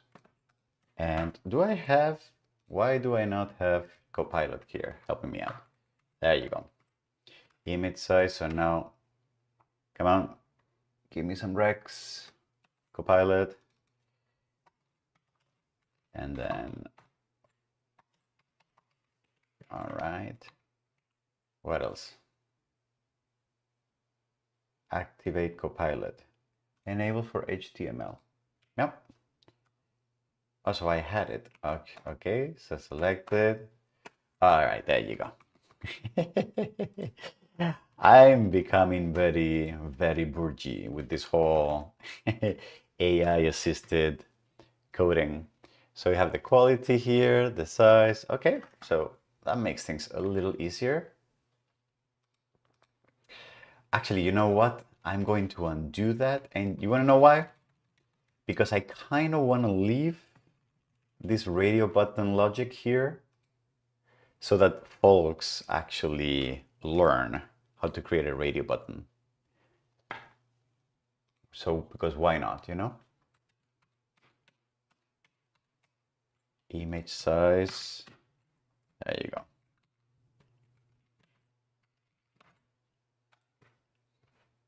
Yeah, it's basically a drop down, but why not, you know?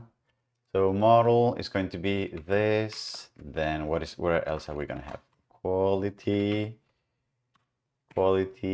selector, and then cons style is style selector, all right.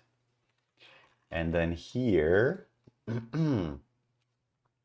we're going to do size, and then model, and then quality, and then style, which is basically what we added, because that's all we added here, right? Size, model, quality, and style. And size, we changed it already. Yep. So I think this should work. Okay. So let me paste some key here. All right. So I'm going to paste the key here, and I'm going to try. Okay, I'm going to paste the key here, and I'm going to request one image, HD, vibe, whatever. Now this might fail because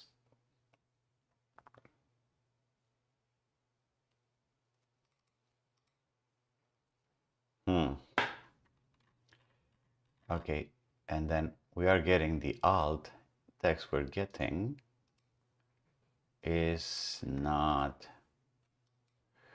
What if I do natural? And then we add another one here.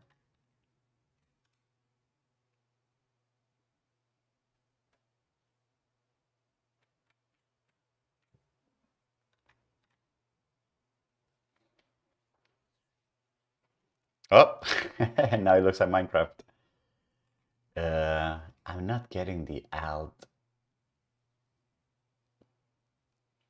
property popping up. Anyway, an asymmetric. Well, I am, I guess. Blob core.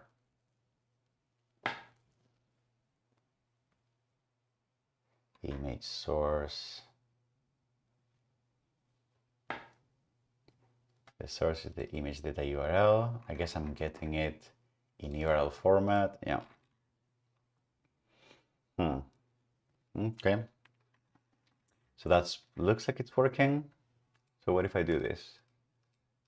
Standard quality, a larger image. And I would like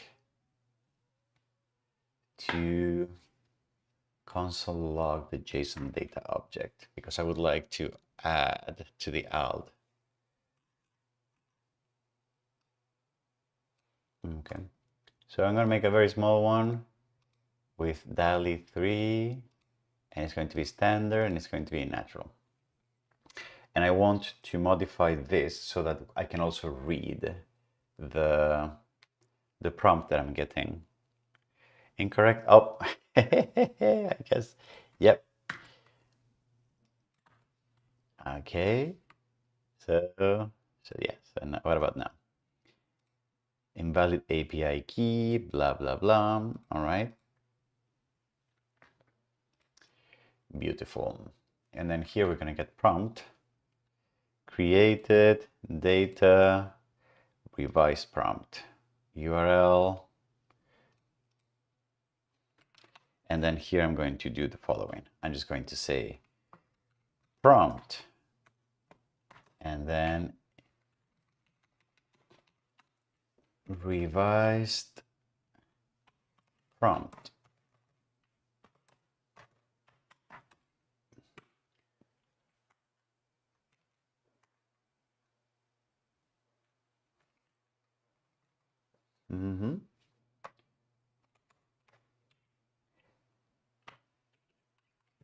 All right. And then I'm just going to standard natural error. Okay, API key.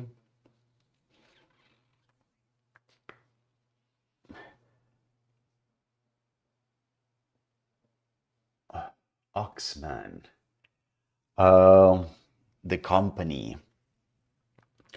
So, okay, so this prompt, an isometric view, create revise prompt. Okay, so it's working. All right. Beautiful. DALL-E web app.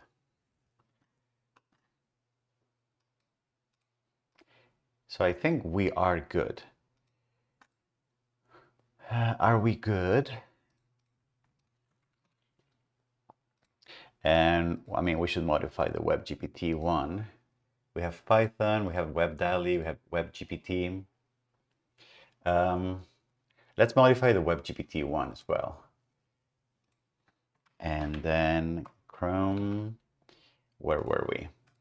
Yeah, so WebGPT, your API here. And then let's see what we have in terms of access to, I don't want the playground, I want the API reference, text generation. Chat completions, API. Where is the documentation actually? Guides, getting started, API reference. That's what I want. Chat. There's no, okay, so completions, messages. Array. It's a little bit the conversations so far. Required.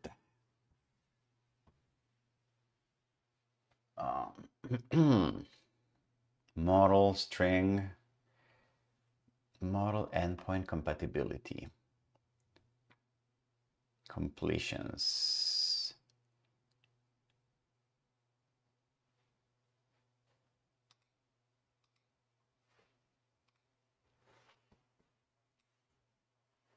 Chat completions, Chat complete.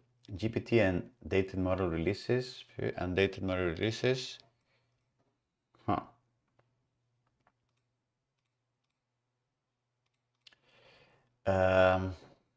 Okay, so we're gonna do this some other time because I want to record the video and then I want to move on. So yes, so maybe we make some other video. So we're gonna make 2 videos, all right? We're going to make one video saying that things have updated since this video was recorded. Okay, so how are we going to do that? So here,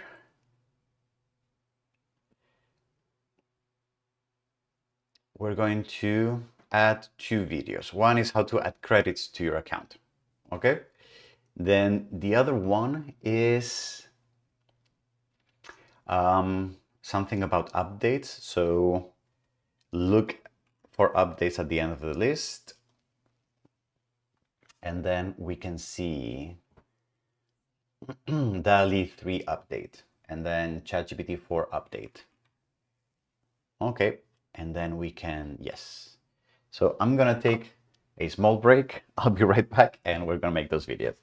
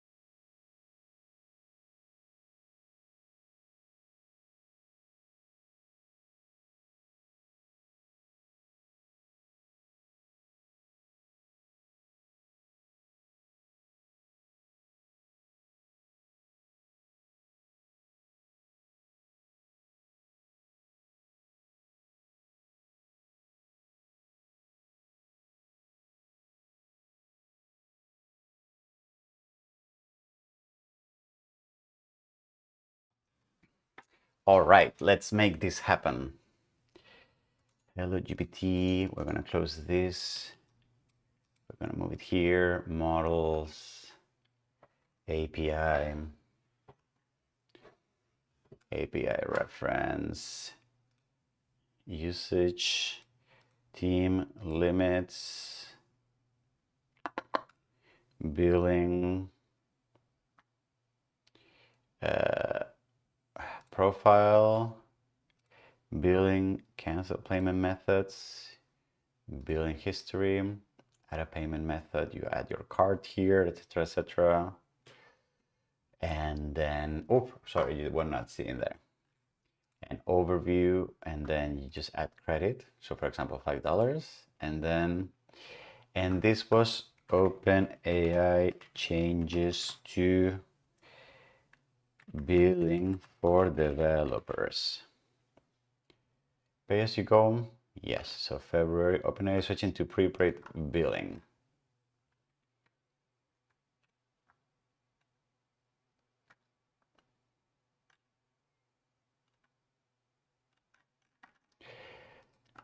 I'm gonna start with this. Also, I don't know why this is dark.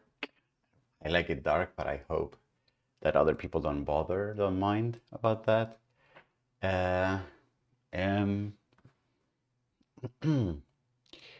Billing overview, limits usage.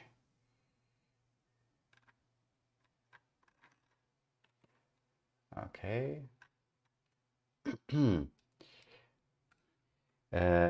DALL-E playground. Try DALL-E. DALL-E free credits and lab credits will be available for purchase until May. Credits are valid for 1 year. If you haven't tried DALL-E, which is available for ChatGPT Plus and DALL-E. Okay.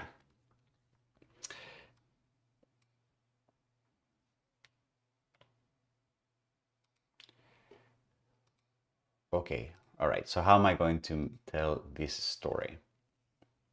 So I'm going to make a video which is going to be how to add credits to your OpenAI account.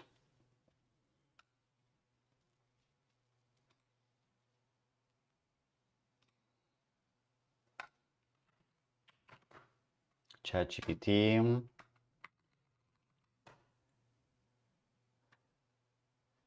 Okay, ChatGPT 4.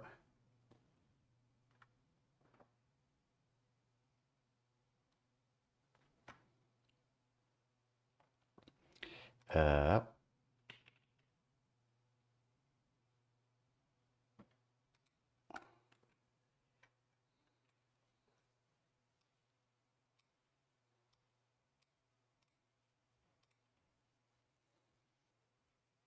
okay, and I'm here, so maybe I want to go to the other side.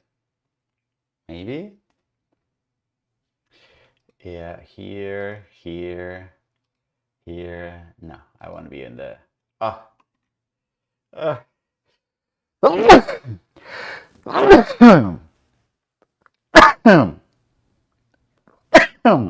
Oof. Sorry for that. Okay.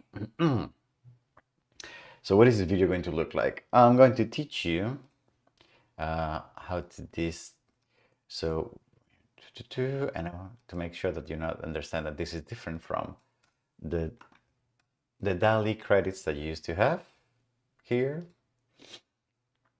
and that this is also different from ChatGPT. So the way we do this is we go to our, and then you can find your usage here. You can go to settings and you can go to billings. Okay.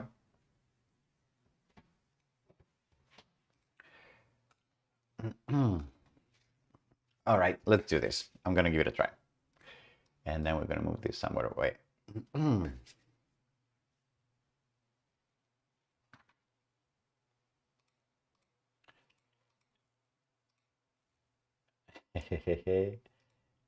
No, back mic, it doesn't matter. Here. Yeah, okay. All right, let's do this.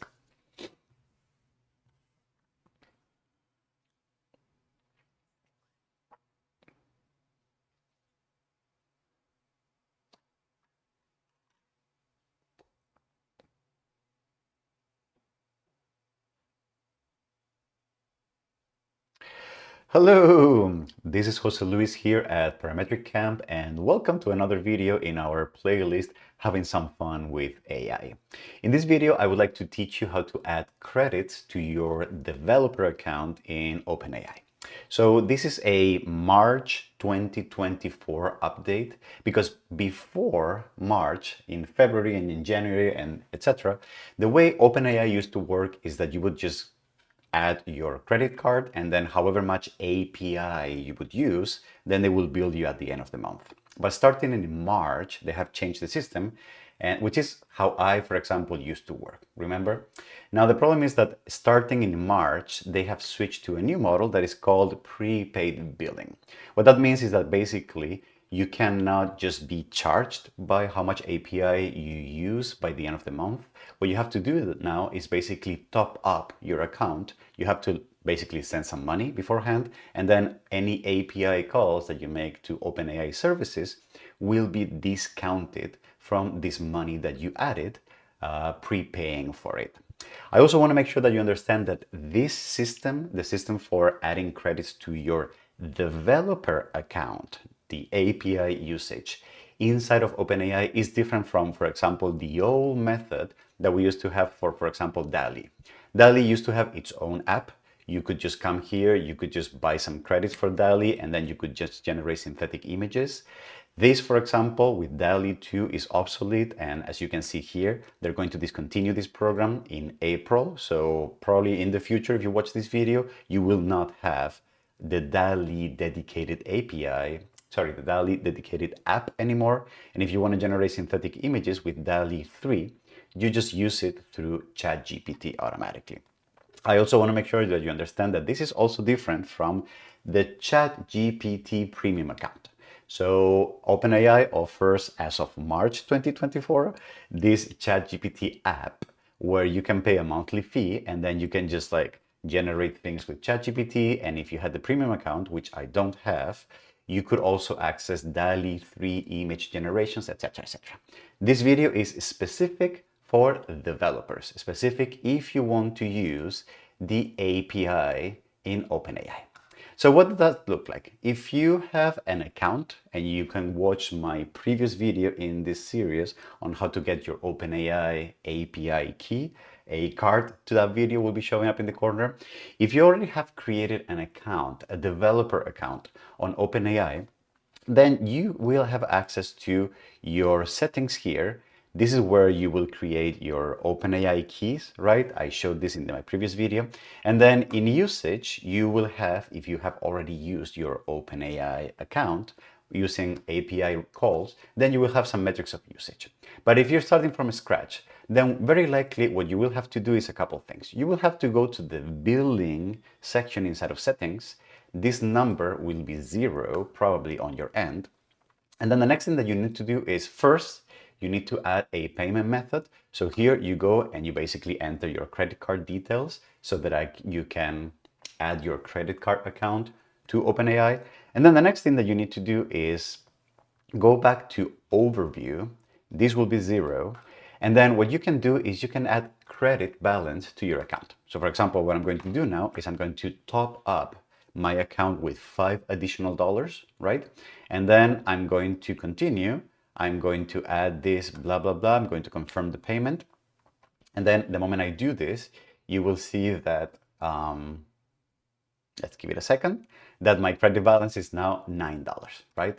What this means is that now I can start using the API services. So DALL-E through the API, ChatGPT through the API, and the money that those calls cost will be discounted, will be billed to my credit. And the moment that credit becomes 0, then you will not be able to use the service anymore.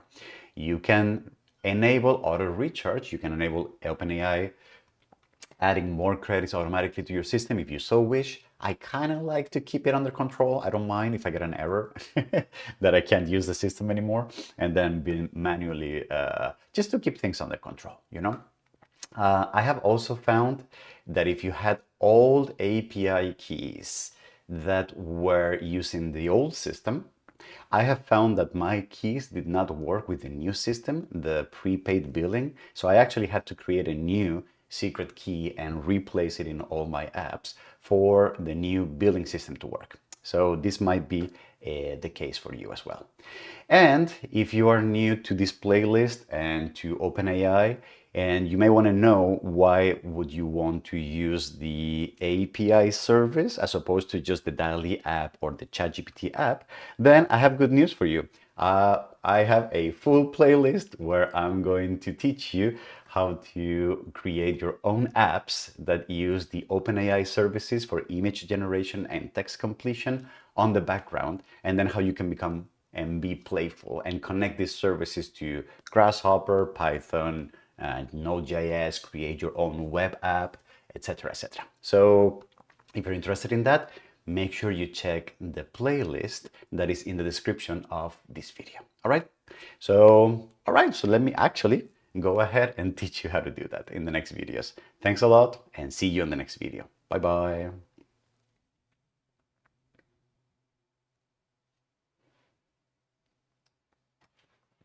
All right. So that was a new video that is going to go here, which is how to get your how to add credits to your OpenAI account. Okay, so then another video that I want to record is OpenAI DALL-E 3 update.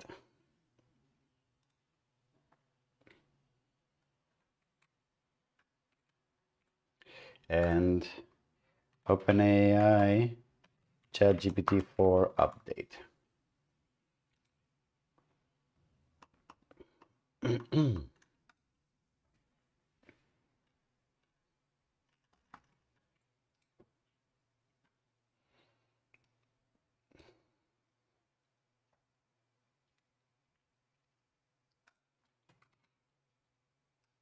Okay.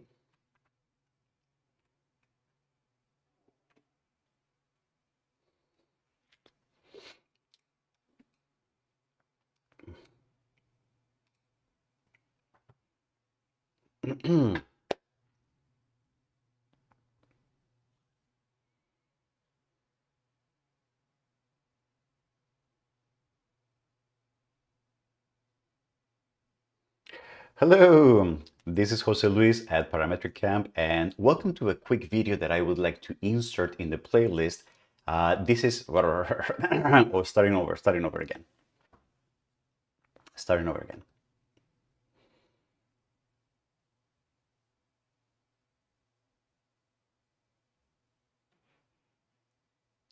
Hello, this is Jose Luis here at Parametric Camp recording this video from the future. So if you're watching this video, you're probably going through this playlist that I worked on in the past called Fun with AI. And it turns out that when I recorded that playlist, when I was working with DALL-E, with ChatGPT, etc., the versions of the ChatGPT and DALL-E models that we were using on the playlist were a little older than the ones that we have available right now.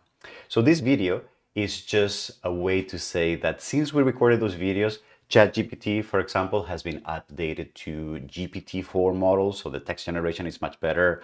DALL-E has been updated to version 3, so the images that it generates are much nicer, crisper. They have like style selectors, etc., etc.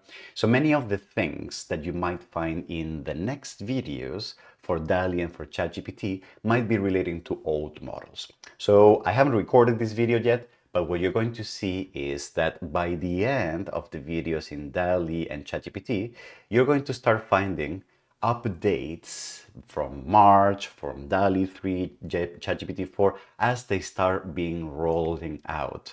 As they start, as they, as they are rolled out by OpenAI, okay? So just a reminder that if you see any of these videos and some of the examples do not work, just wait, be patient, and or otherwise just jump to the end of the playlist and check for updates, videos specifically on updates of these models. Okay? All right, then I hope you have fun and let's start having some fun with DALL-E and ChatGPT.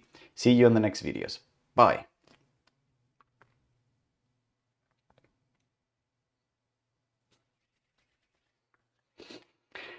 All right. Okay, so that's another video. And what else are we going to do?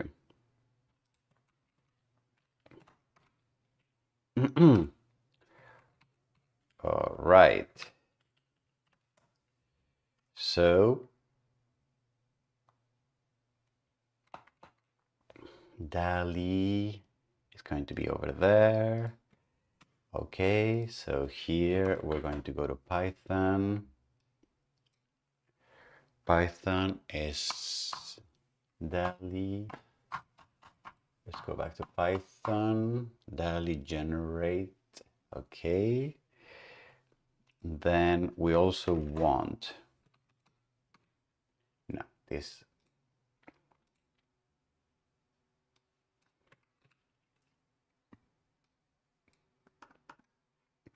So we want Chrome. And for Chrome, we want the web DALL-E. So that's going to be this one. And I'm going to paste the key here. All right, so that's going to be the web app. Web DALL-E, what else? And Grasshopper.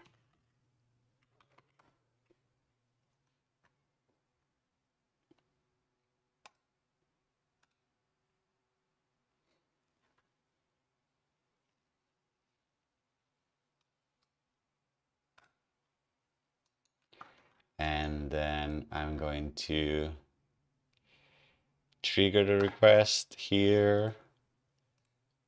Here I'm going to also make a request. Here I'm going to do a request.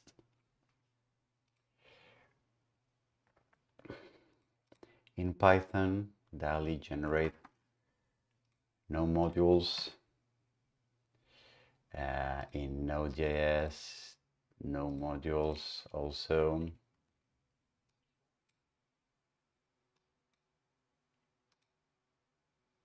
Yeah, that looks better.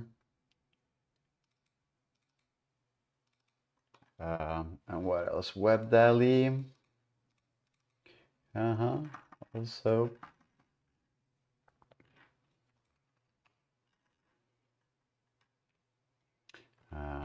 There you go. And for Grasshopper. And for Grasshopper. Okay.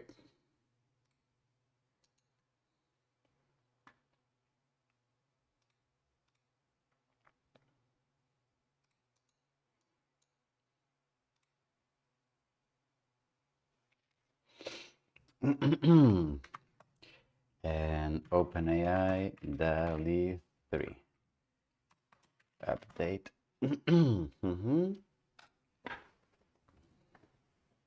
Okay, so we're going to start here.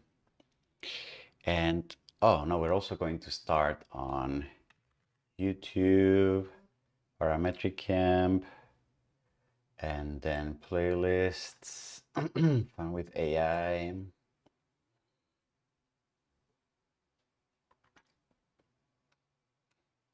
Okay, so let's do this. Overview. API overview. No. Login. API. Okay. API reference. Image generation. Okay.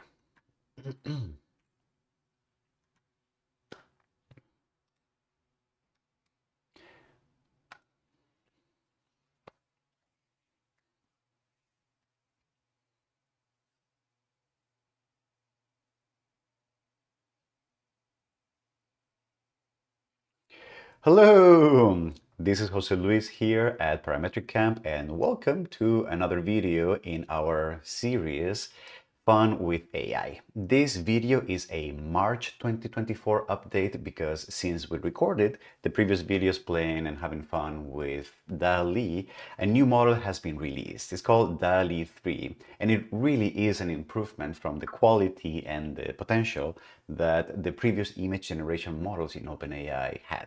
So with DALL-E, we can generate much crisper, nice, well-defined, and high-resolution images that we could do with DALL-E 2. So if you are, or if you have been following this playlist, you may have noticed that all the examples that we originally recorded a year ago were using DALL-E 2 for Python, Node, C#, and Grasshopper, and even for this web app.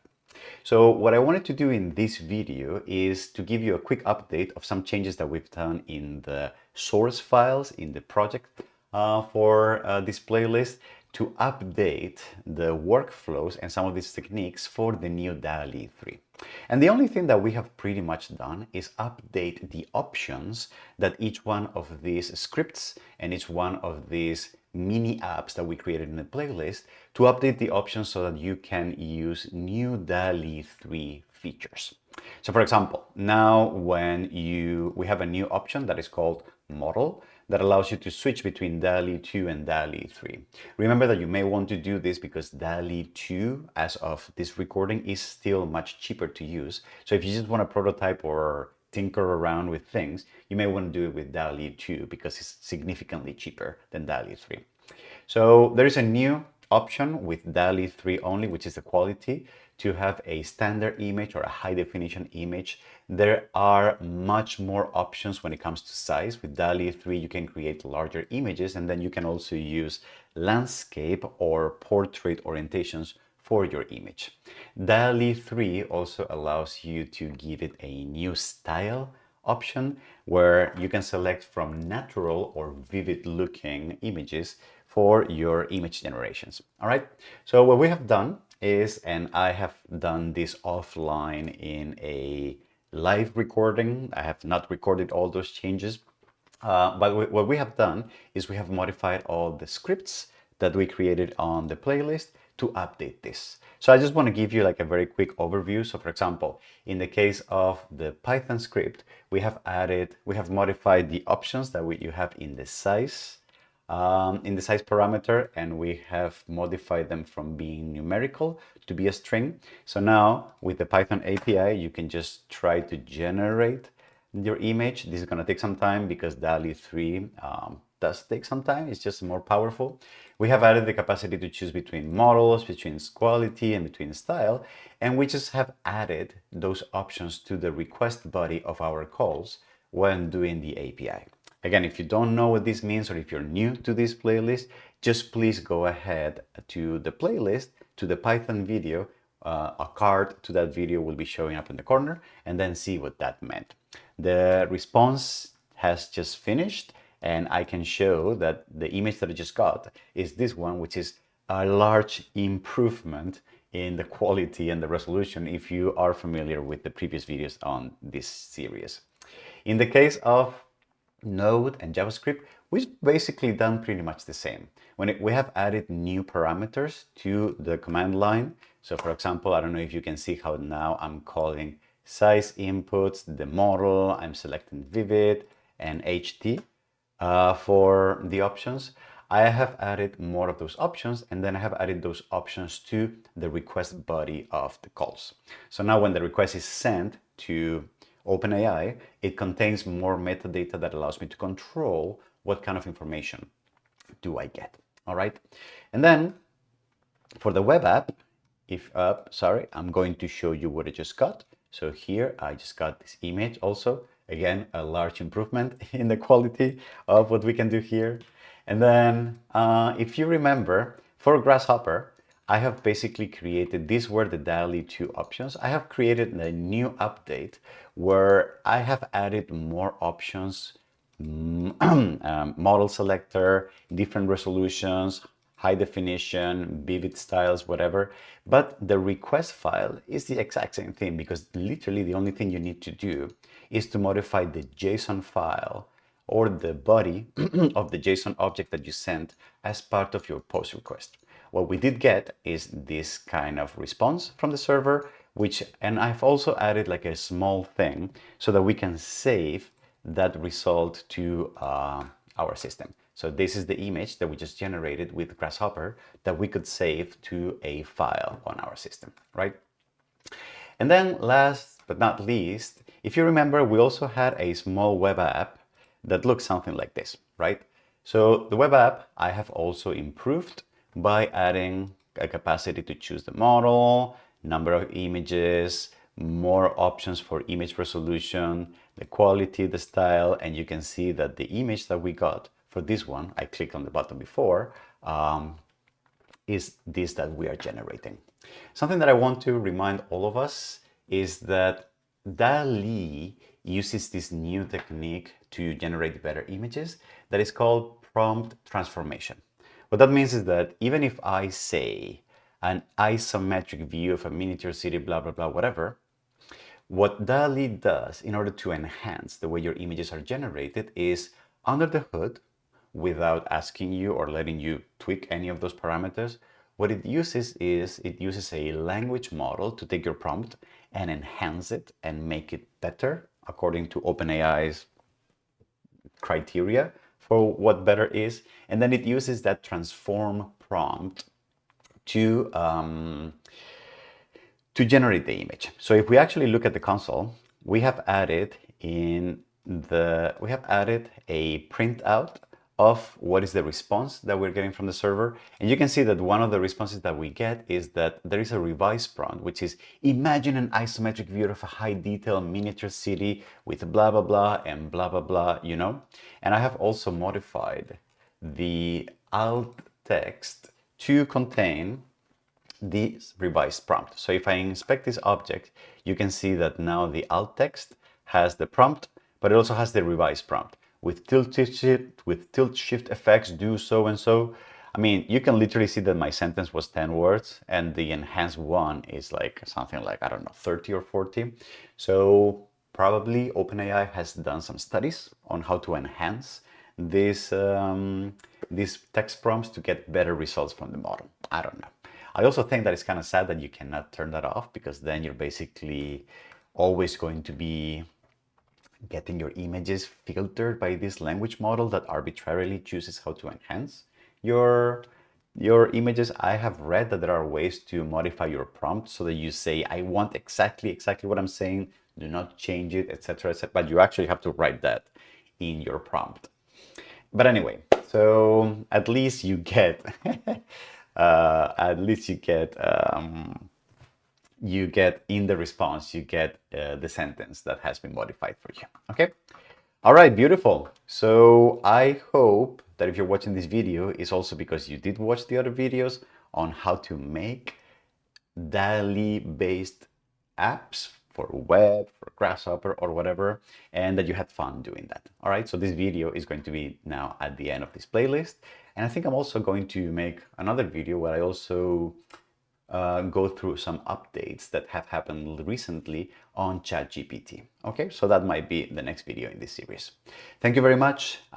If you enjoyed this, you may want to like the video, subscribe, say hi, etc., etc. Bye bye, and see you on the next video.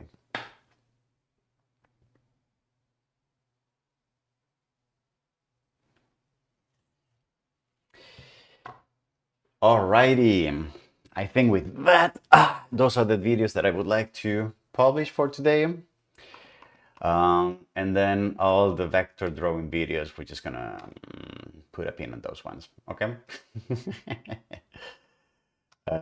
All right, I'm going to close everything. I'm going to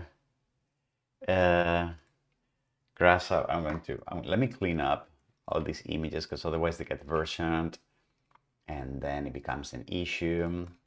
Okay, node, I want the image, Grasshopper, web DALL-E, ChatGPT, okay, whatever. Okay, and then, all right, beautiful.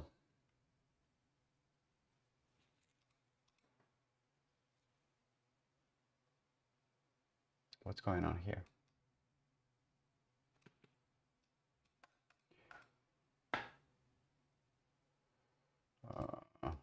Okay, it's just an error. Okay. All right. Okay.